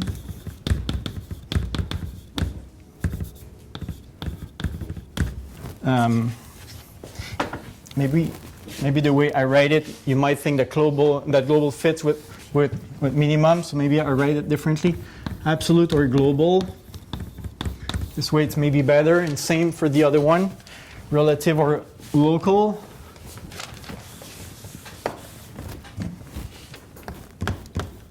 I think it's a bit more precise this way. Okay, so an absolute max or an absolute min, if when we look at the big picture, it is the highest point or the lowest point. So as a okay, at A, if f of x or f of A is better, is larger than or equal to f of x for all x in the domain of f. Can you see, Alexandra? Yeah? Okay. Okay, of f. This is for max, and the min, it would be or f of A is less than or equal to f of x for all, again, x in the domain of f.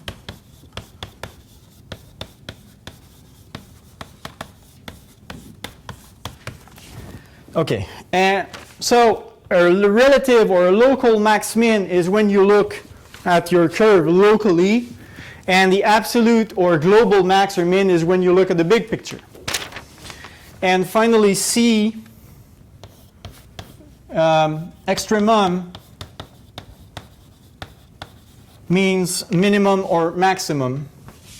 So it's a generic word for minimum or maximum.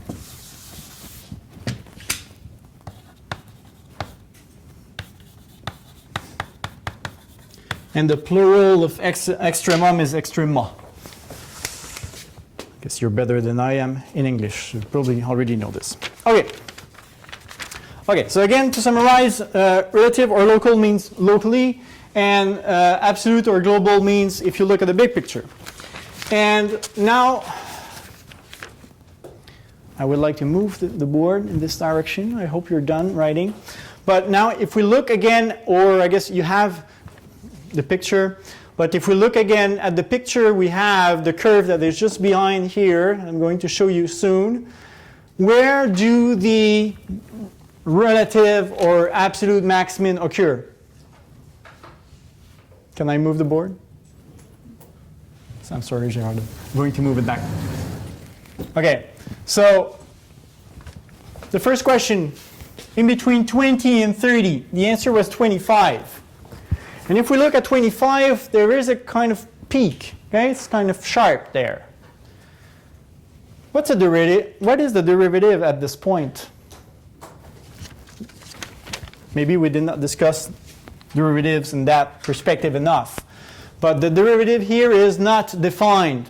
Actually, if you arrive from the left, you think that the slope is positive, because remember the way we define the derivative.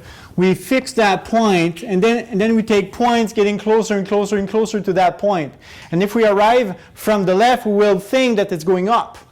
But if we arrive from the right, we will think that it's going down. So on one side it is, well, it's going up. On the other side it's going down. So it is pretty, like, as I said, sharp there.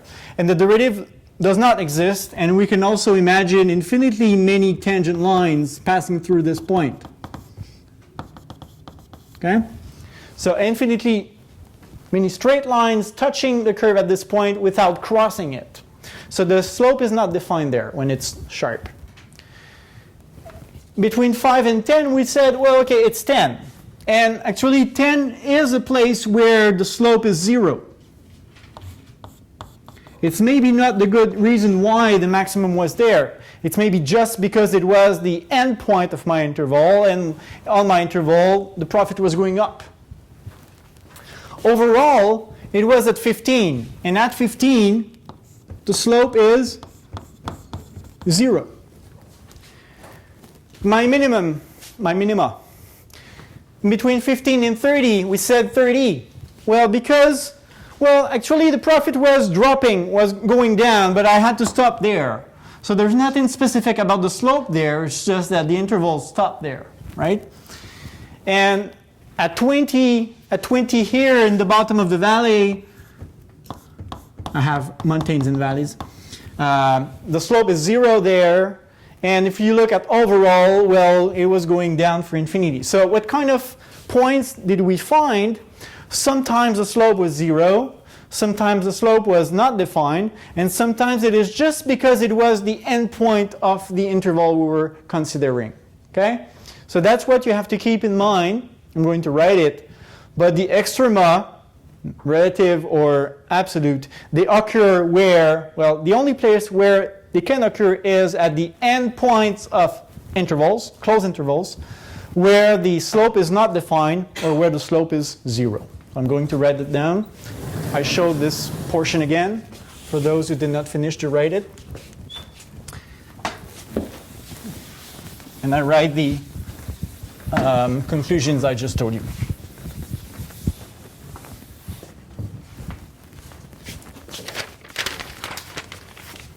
Observation.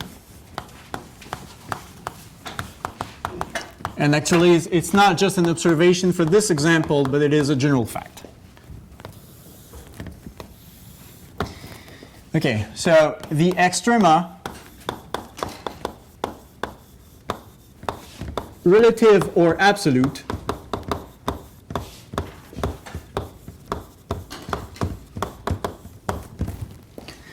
occur where? Three possibilities. I said first, when the slope is 0. But there is something more, well, not more important, but also important that the students tend to forget. Even if the slope, well, I guess if the slope is, okay, if the function is not defined at some point, the slope cannot be 0. So keep in mind also that, okay, so f of a exists because if you want your a to be a maximum, f of a must be defined, and f prime of a is 0.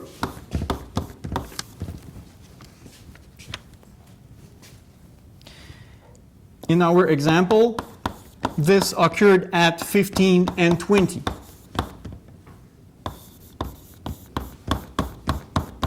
In our curve, in our example. This is one possibility. The function is defined at this point and the slope is 0. Another possibility that we observed was, again, the function is defined, so f of a exists, and f prime a does not exist. I told you where it was sharp, where there was a corner, a peak, f prime was not defined, so does not exist.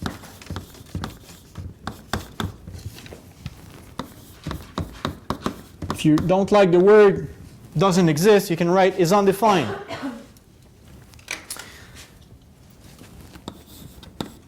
So it was the case at 25 in my example. Can I move the board now completely?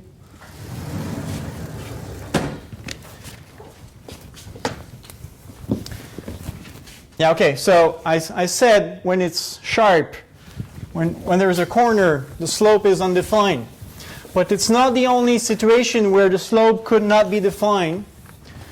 So it occurs at corners, like this, or also when the slope is locally infinite. Bad picture. More like this. Okay, so locally it would be vertical. Of course, it's not going to be a maximum or a minimum if it is like that, but it is a place where the function could exist and the slope would not exist. Or finally, 3, at the endpoint of a closed interval, at the endpoint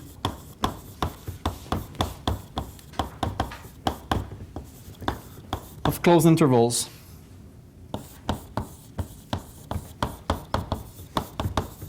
And I would add when this applies, because most of the time, we're not really interested in the local or the relative max. We want to completely maximize our profit. So we look at the big picture, and then there's no closed interval into play. In the picture that was on the board, it was the case when I write x since the beginning. It was q. Sorry, it's x on my sheet, but I changed my notation on the board, so it's q. This was for question 4.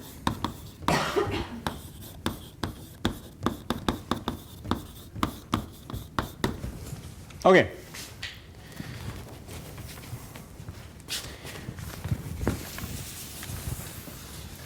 The values, the x values or the q values in my example, satisfying 1 or 2, not 3, just 1 or 2 are called critical values. Okay, so we just said that if we want to maximize or minimize a function, these guys, 1, 2, and 3, are the candidates we have to look for. We have to look at these values because they are the only candidates where the max or min could occur. So the values x is equal to a satisfying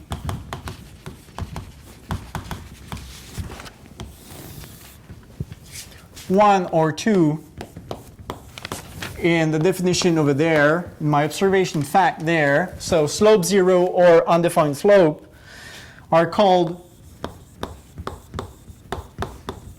critical values.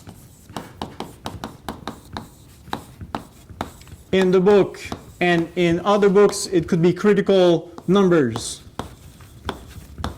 So on web work, pay attention to values or numbers.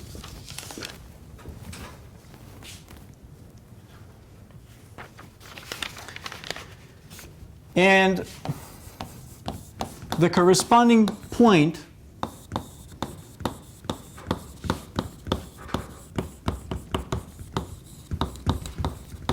so the point that corresponds to x is equal to a is the point a f of a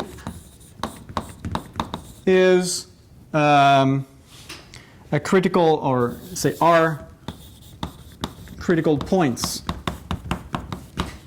So a point has 2 coordinates, in x and in y. Okay.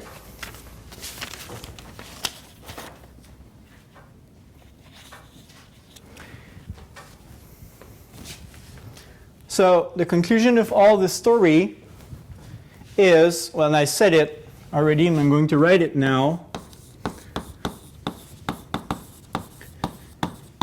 The critical points and the endpoints of closed intervals, when we have to deal with the closed intervals, or there was a clear mistake here where this applies, is much better. So the conclusion is, if we want, or say the only candidates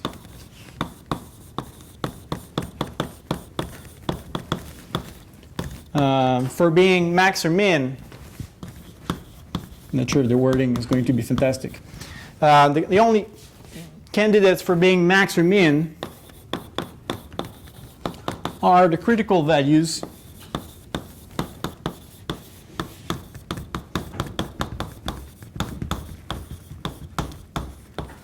and the endpoints of closed intervals where when this applies.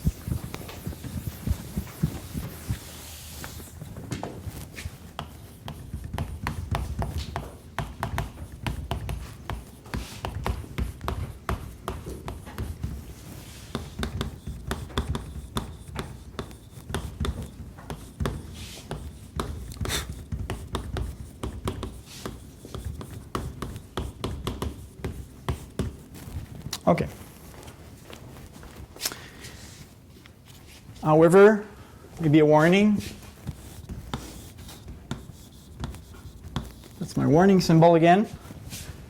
Not all critical values turns out to be max min. Not all critical values or endpoints are extrema.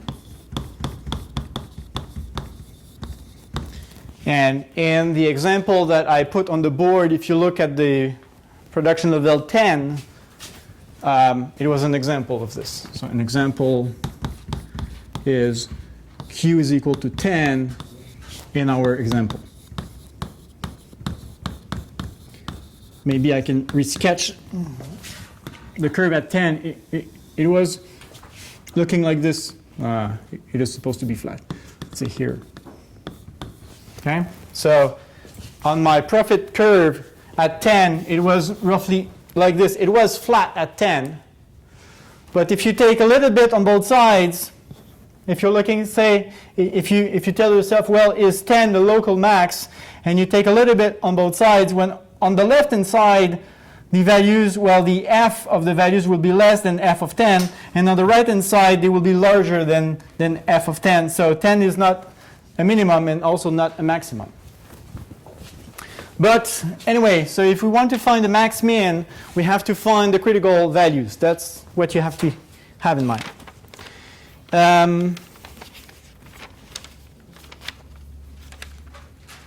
One easy example. I will show more examples after. I know what you have to do in the assignment and want to beat the clock.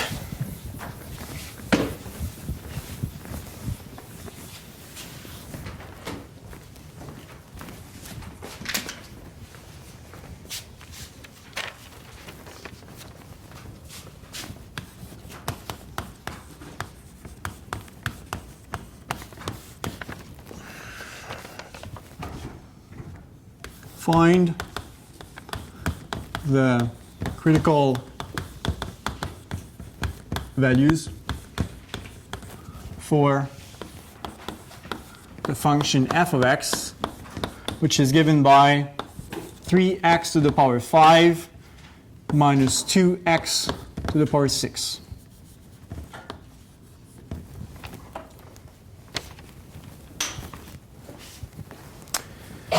I just erased the definition of a critical value. I know it's still, well, it's almost there.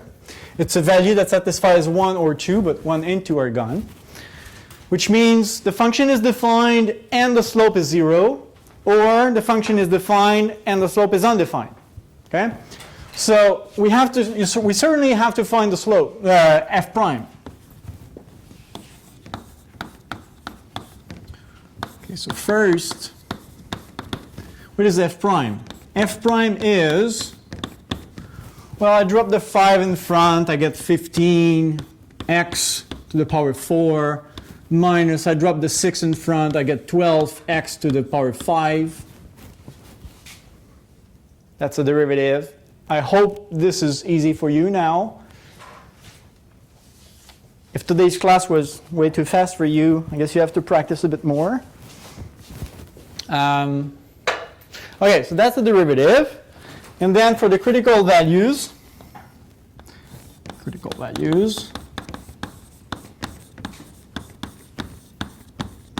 well, first, what is the domain of f prime? What kind of x can I put in this formula? And I will get a number in return.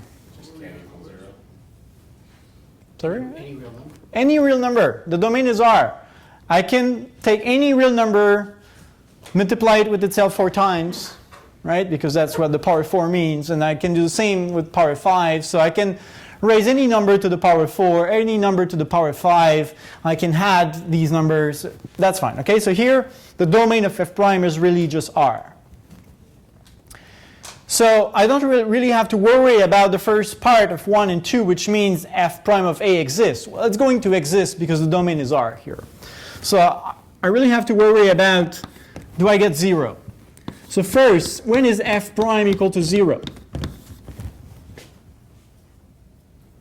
When x equals 0? When, yes, that's one answer. Maybe I did not say the right word about the first part in, I didn't say exactly the right thing about 1 and 2. The first part of 1 and 2 is fa is defined. So my question was not the right one. My question should have been, what is the domain of f?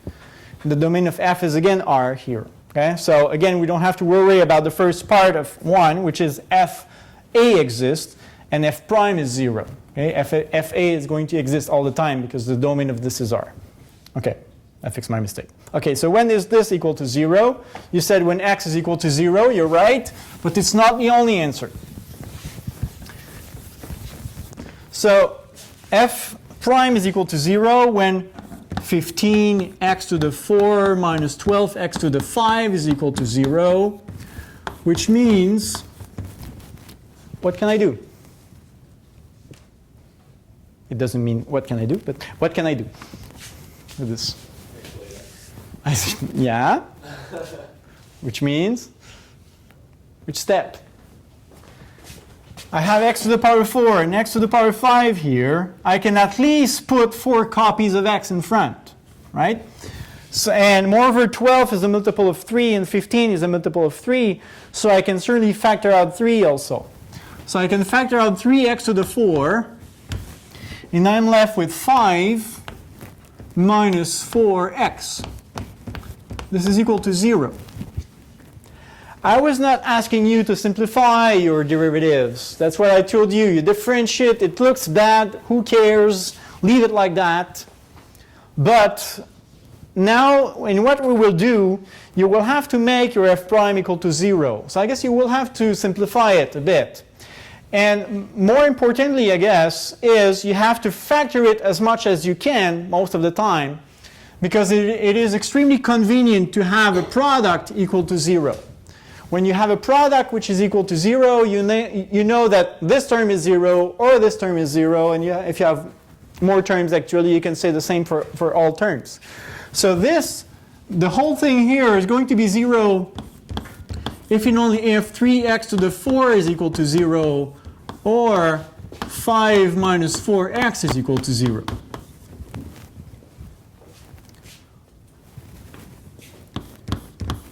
Here we do get x is equal to 4. Actually, divide by 3. Well, maybe I do it. Divide by 3 on both sides. 3 is gone. And here, you send the 4x on the other side. And here, you take the 4th root on both sides and you get 0.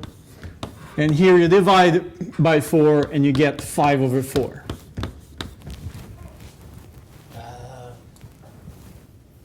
What? Okay. Yeah? Yeah. Yeah? I can make a mistake. It's fine if you... That's good? So we have 2 critical values in this family of critical values.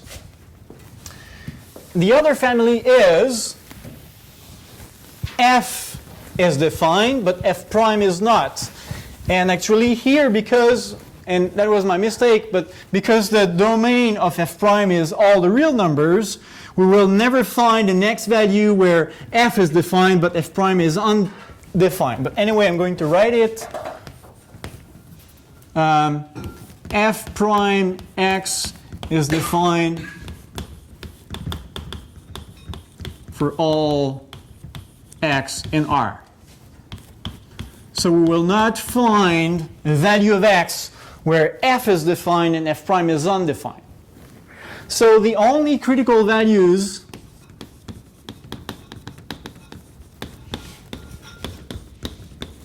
are, in this example, they are 0 and 5 over 4.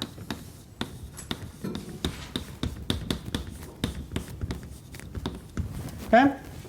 We have 2 candidates. Are they max? Are they min? For the moment, I did not tell you how to verify this. Okay? This is just an example on how to find the candidates. Any questions about this example? Is this step too clear? I guess it's not that much clear. Okay? If you read again the definition of a critical value, there are 2 possibilities. One, the slope is 0. We found 2 x values. The other family is when f prime is not defined. But because the domain of f prime is R, it's always defined, so we will not find any critical value in this family. Okay? I guess on web work, I cannot verify if you know that this, well, if you know, you have to verify this. On the final exam, I'm always, well, I want to see this sentence normally. Even if there's nothing to find in there, show me you know you have to verify this step. Okay, so that's really something on which well, I insist, I want to see this, I want you to show me, I want you to convince me you know there are two families of critical values and you know you have to verify both. Okay, I will do more examples. Because I know what is in your assignment, I want to do one more thing, well, something else I should say, and then I will come back to the examples where we'll find the critical values and do a bit more. Okay, so that's the first step. Find the candidates, are called critical values. These are our candidates for being max min. But we don't know if they are max or min. So that's the next step. Are the critical values, or how can I know if a critical value is a max or a min? So are the critical values maxima, minima, or neither? And the answer is easy. In theory.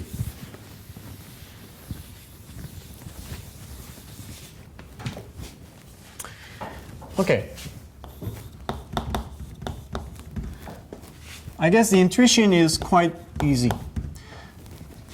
A maximum, if you see the curve, if you see a curve, your maximum will look like this, so the maximum is there, or it could be a corner, a peak, like this, okay? Your maxima will look like this. And your minima will look like this or this. That's it. Almost. Mathematically, how can I verify this? I guess, again, if I see the curve, it's easy. If I don't see the curve, what's the difference between this and this? What is positive and negative? Your x value.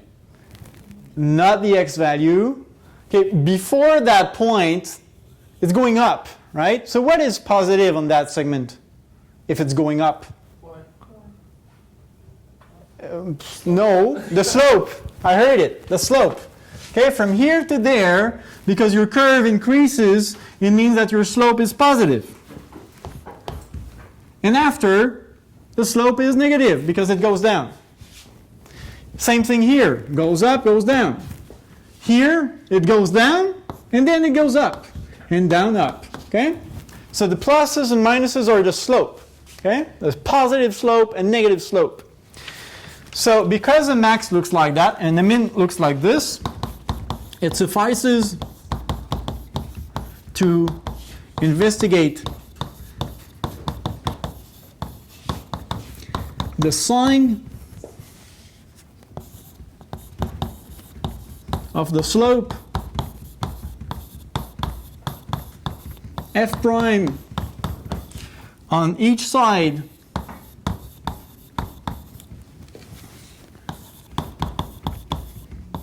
of the critical values. So this is the way we will determine if a critical value is a max or a min. We will test the sign of f prime to its left and the sign of f prime to its right. If it is plus followed by minus, then it's a max. If it is minus followed by plus, then it's a min.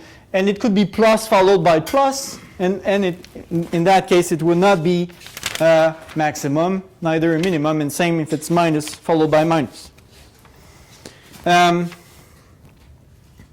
Okay, so this is what we call the first derivative test.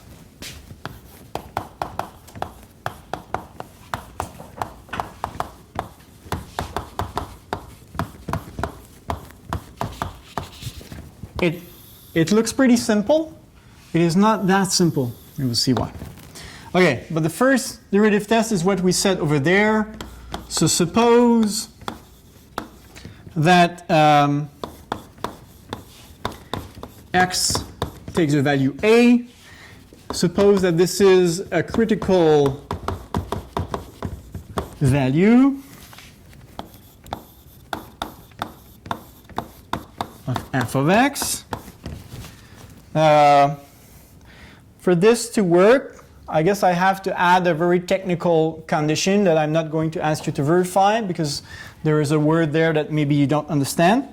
So in theory, for this to work, the function has to be continuous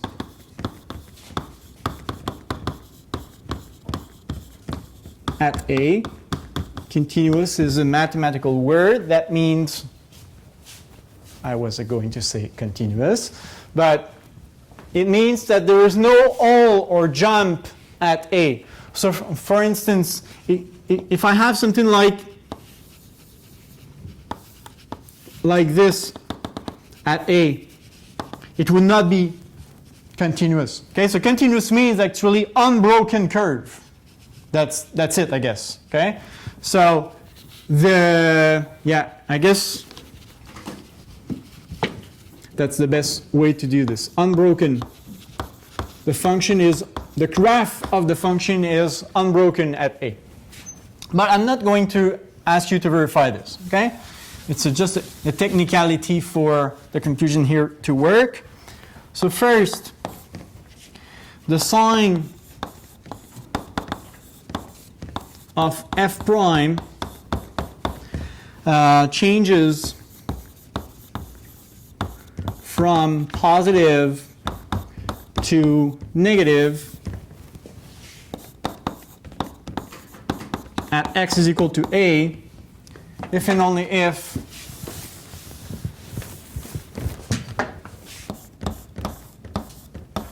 x is equal to a is a max. I should say a relative max because I guess a priori we don't know if it is an absolute one. And 2, the sign, same story but with a different sign. So the sign of f prime changes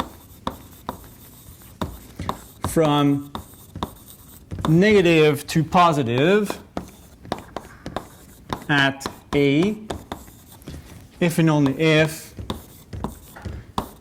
x is equal to a is a relative min.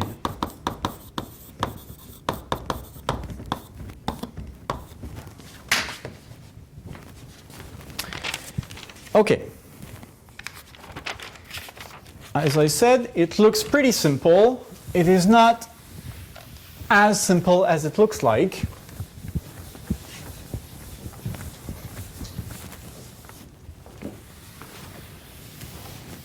And I tell you why. Maybe I just draw a curve here. Let's say I have a curve. Not the curve I want. Let's say like this. I guess you don't have to write this down in your notes, okay? Just listen, it's going to be enough. Okay, so let's say I have this function, and I look for the critical values. I'm going to find this guy here, A. I'm going to find this guy here, B, because the slope is 0. And I'm going to find this guy here, C. Okay, I'm going to find 3 critical values. And then I would like to test now if they are maximum or minimum. So I take A. Okay, A I test, say, here. I test the sign. I find, oh, the slope is positive. Good. I'm going to test on the other side of A. And I test here.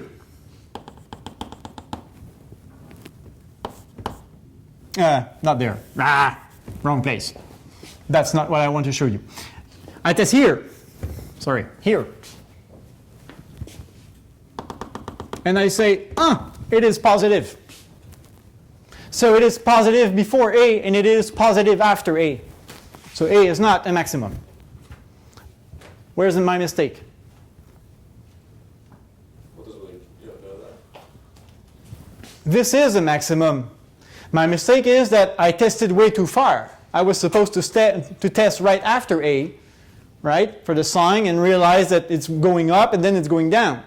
But I tested way too far. Okay? So we have to know how far we have to test, or I should say how close we have to test. Okay? So we have to test close enough, which is not quite clear what close enough means when you don't see the curve. So now I'm going to explain you what close enough is.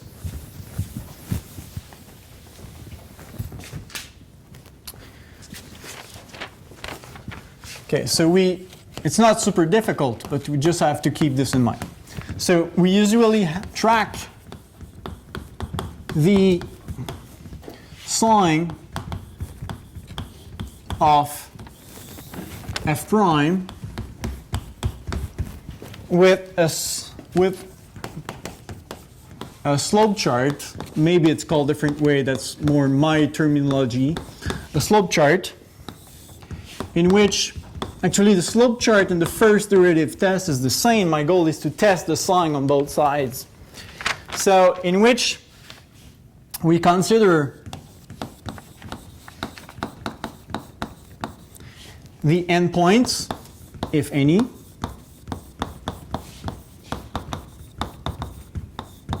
so in case I want to maximize or minimize my function on a closed interval, there will be endpoints.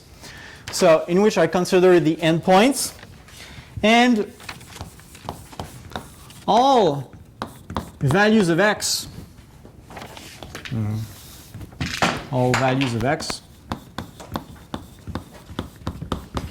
where the sign of f prime could change.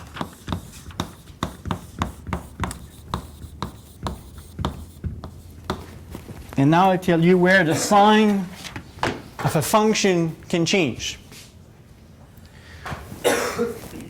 Let me draw another function. Any curve. Again, I guess you don't have to draw this in your notes. Let's say I have this curve.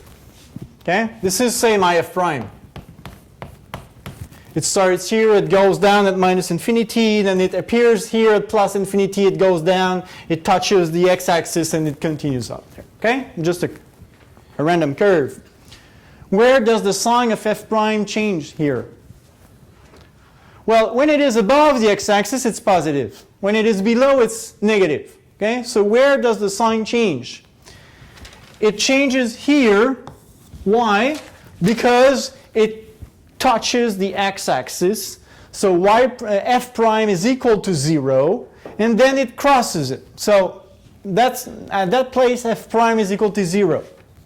Here, well, it goes down to minus infinity, and it appears there, and actually this curve is then not continuous at 0. The curve is broken at 0, or also f of x is not defined at 0. So that's another place where we pass from negative to positive, below the x-axis to above the x-axis, where f prime was not defined. And here we do touch the x-axis, so f prime is equal to 0, but the curve decides, if a function decides anything, so the curve decides to stay or remain positive. Okay, so it's not because it touches the x-axis that the sign is going to change, and it's the same thing where the function is discontinuous. Instead of appearing up there, it could appear down here and continue. Okay, so but the places where the sign could change are exactly where f prime is 0 and where f prime is discontinuous, and for us it will mean undefined also. So let me write this down. The sign change rule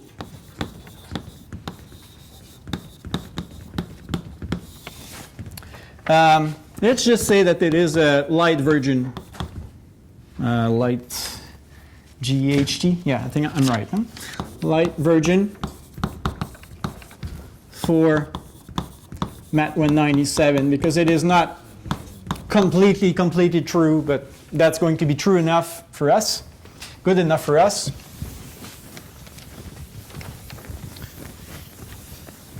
And this rule is the sign of f prime can only change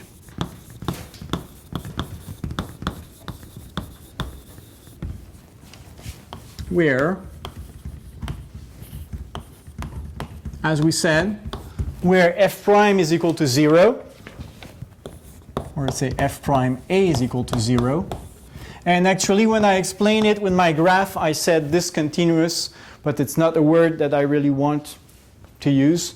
So let's just say undefined, and for us it's going to be equivalent. So f prime a is undefined.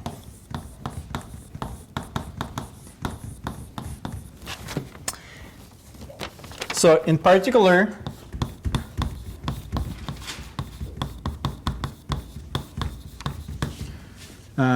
the sign of f prime could change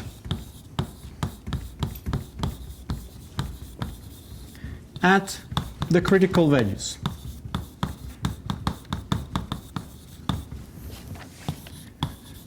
And I will give you an example in some seconds. I think I'm at the right place now. What's the difference between the places where the sign of f prime can change and the critical values? If you read again your definition of a critical value, what is the definition of a critical value? I said f prime is 0, and I said f prime is undefined. So what's the difference? There is a difference that, again, we tend to forget. In the definition of the critical values, it is not just this or this. It is also f is defined and f prime is 0, and f is defined and f prime is undefined. So there could be points where f is not defined and f prime is also not defined. These places would be values where the sign of the function could change, but these places are not critical values. So often, quite often, these places correspond to the critical values exactly. So all the critical values satisfy these two requirements, but there are points satisfying these requirements that are not critical values.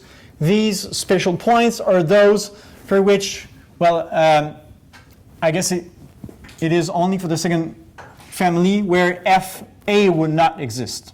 I mean, here certainly f of a exists because we know what the slope is. But here fa could not exist, and then we would get the point which is not, well, a value which is not a critical value, but it would be a value that we should consider in our slope chart. And I finish with the slope chart of the example I started. You have 2-3 questions like this in the assignment 5. So example.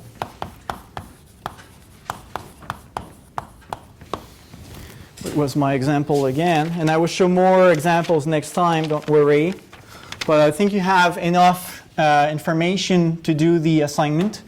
So for the function f of x, which is 3x to the 5 minus 2x to the 6, this is an example that we already looked at. So we found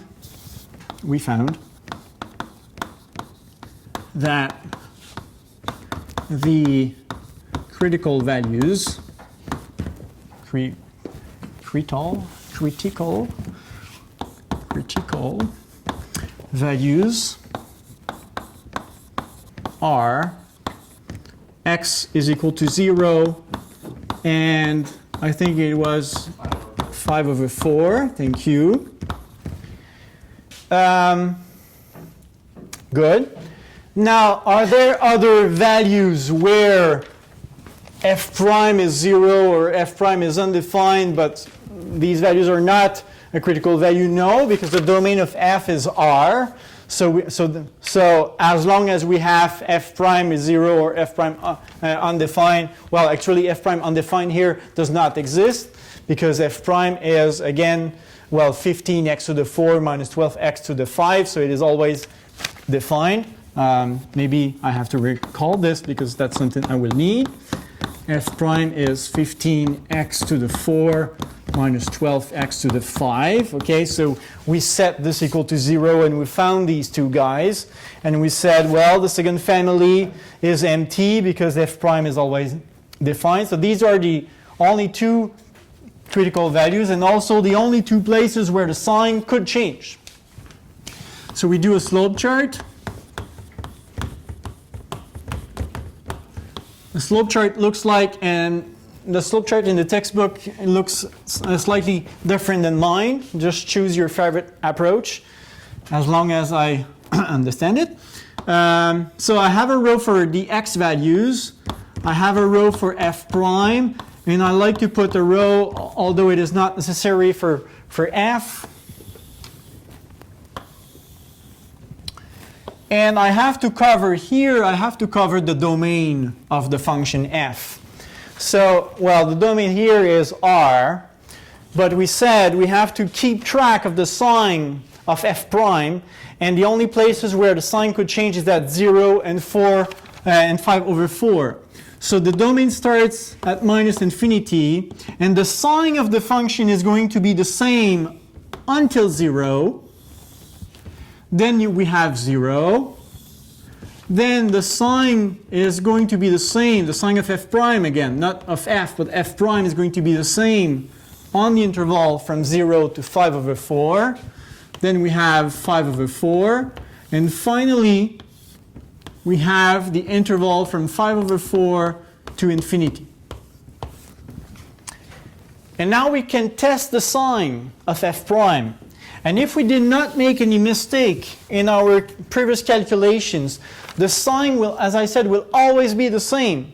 So just choose a value of x in between minus infinity and 0. For instance, if I take x is equal to negative 1, for instance, and I plug negative 1 in here, I recall you that we also wrote this earlier as 3x to the 4 times 5x minus 4. The factorized version or presentation of f prime is always useful when comes time again to discuss the signs, because this is to the power 4. I know it's not going to be 0 because it's an even power. So negative 1 to the power 4 is 1, but I know it's not going to be negative. And now if I plug negative 1 here, I get negative 5 minus 4, which is negative 9. So positive times negative, this is negative. So I know my curve is going down. At 0, if I plug 0 in f prime, we get 0. This number is maybe not, well, it is important in some situations, and in other situations it is not. But if I plug 0 here, I get 0. Now I choose a number in between 0 and 5 over 4, let's say 1. 1/2 would work, also 1/3 would work. The number doesn't matter as long as it is inside this interval. I plug 1 here. 3 times 1 to the 4, this is 3. Times 5 minus 4, so this is 1. So everything is positive. So it's going to be positive. So I know that now my curve goes up. At 5 over 4, we said f prime is 0. If I plug 5 over 4 in there, I don't have the answer with me. Maybe you can calculate it for me, or it doesn't matter too much. But sorry, I did not plan to do this. Was it 5 over 4 or 4 over 5?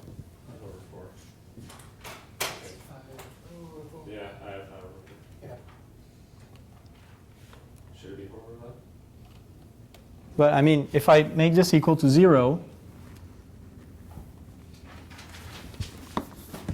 did I make a mistake earlier? John said, and finally, because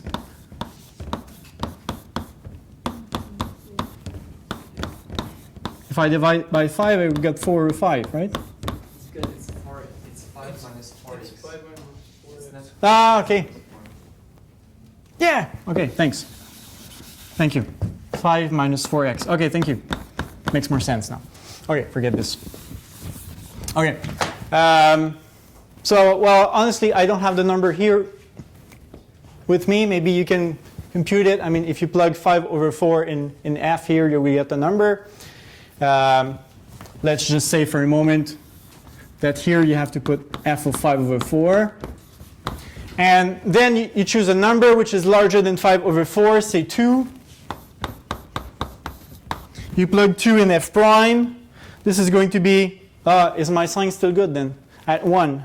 At 1, positive, positive. Yeah, okay. It's still good. And then if I plug 2, positive, 5 minus 8. So this is negative, so positive and negative. This is negative, and then it goes down. So I am almost done. Give me 1 minute. So you see in the very last row the shape of the curve. It starts, I don't know where exactly. It goes down, it goes up, and it goes down again.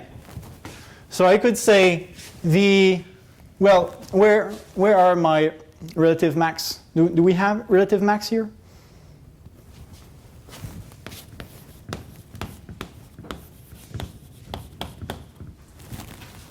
Do we have a relative max somewhere? Look at the curve. It goes up, it goes down. F of 5/4, even if I don't have this number, it exists. So here I have a relative max. So at 5 over 4. Do I have a relative min? Well, the curve goes down, reaches the point 0, 0, goes up. So at 0. Now, and I'm not going to do it today, the next question would be, now these are just relative max-min. Are they absolute max-min? We don't know at this point, because we know it goes up and down, but we don't know where the graph starts here. Do we obtain values to the left here that are larger than f of 5/4? If the answer is no, then 5/4 is an absolute max. If the answer is yes, it is only a relative one. And same thing here. Do we reach y values here that are less than 0? Actually, the answer is, in both cases here, I know they are only relative max-min. So if I really want to maximize completely, so an absolute max-min here, there is none. I will show more examples next time. No questions before I? Okay. So I declare this class over.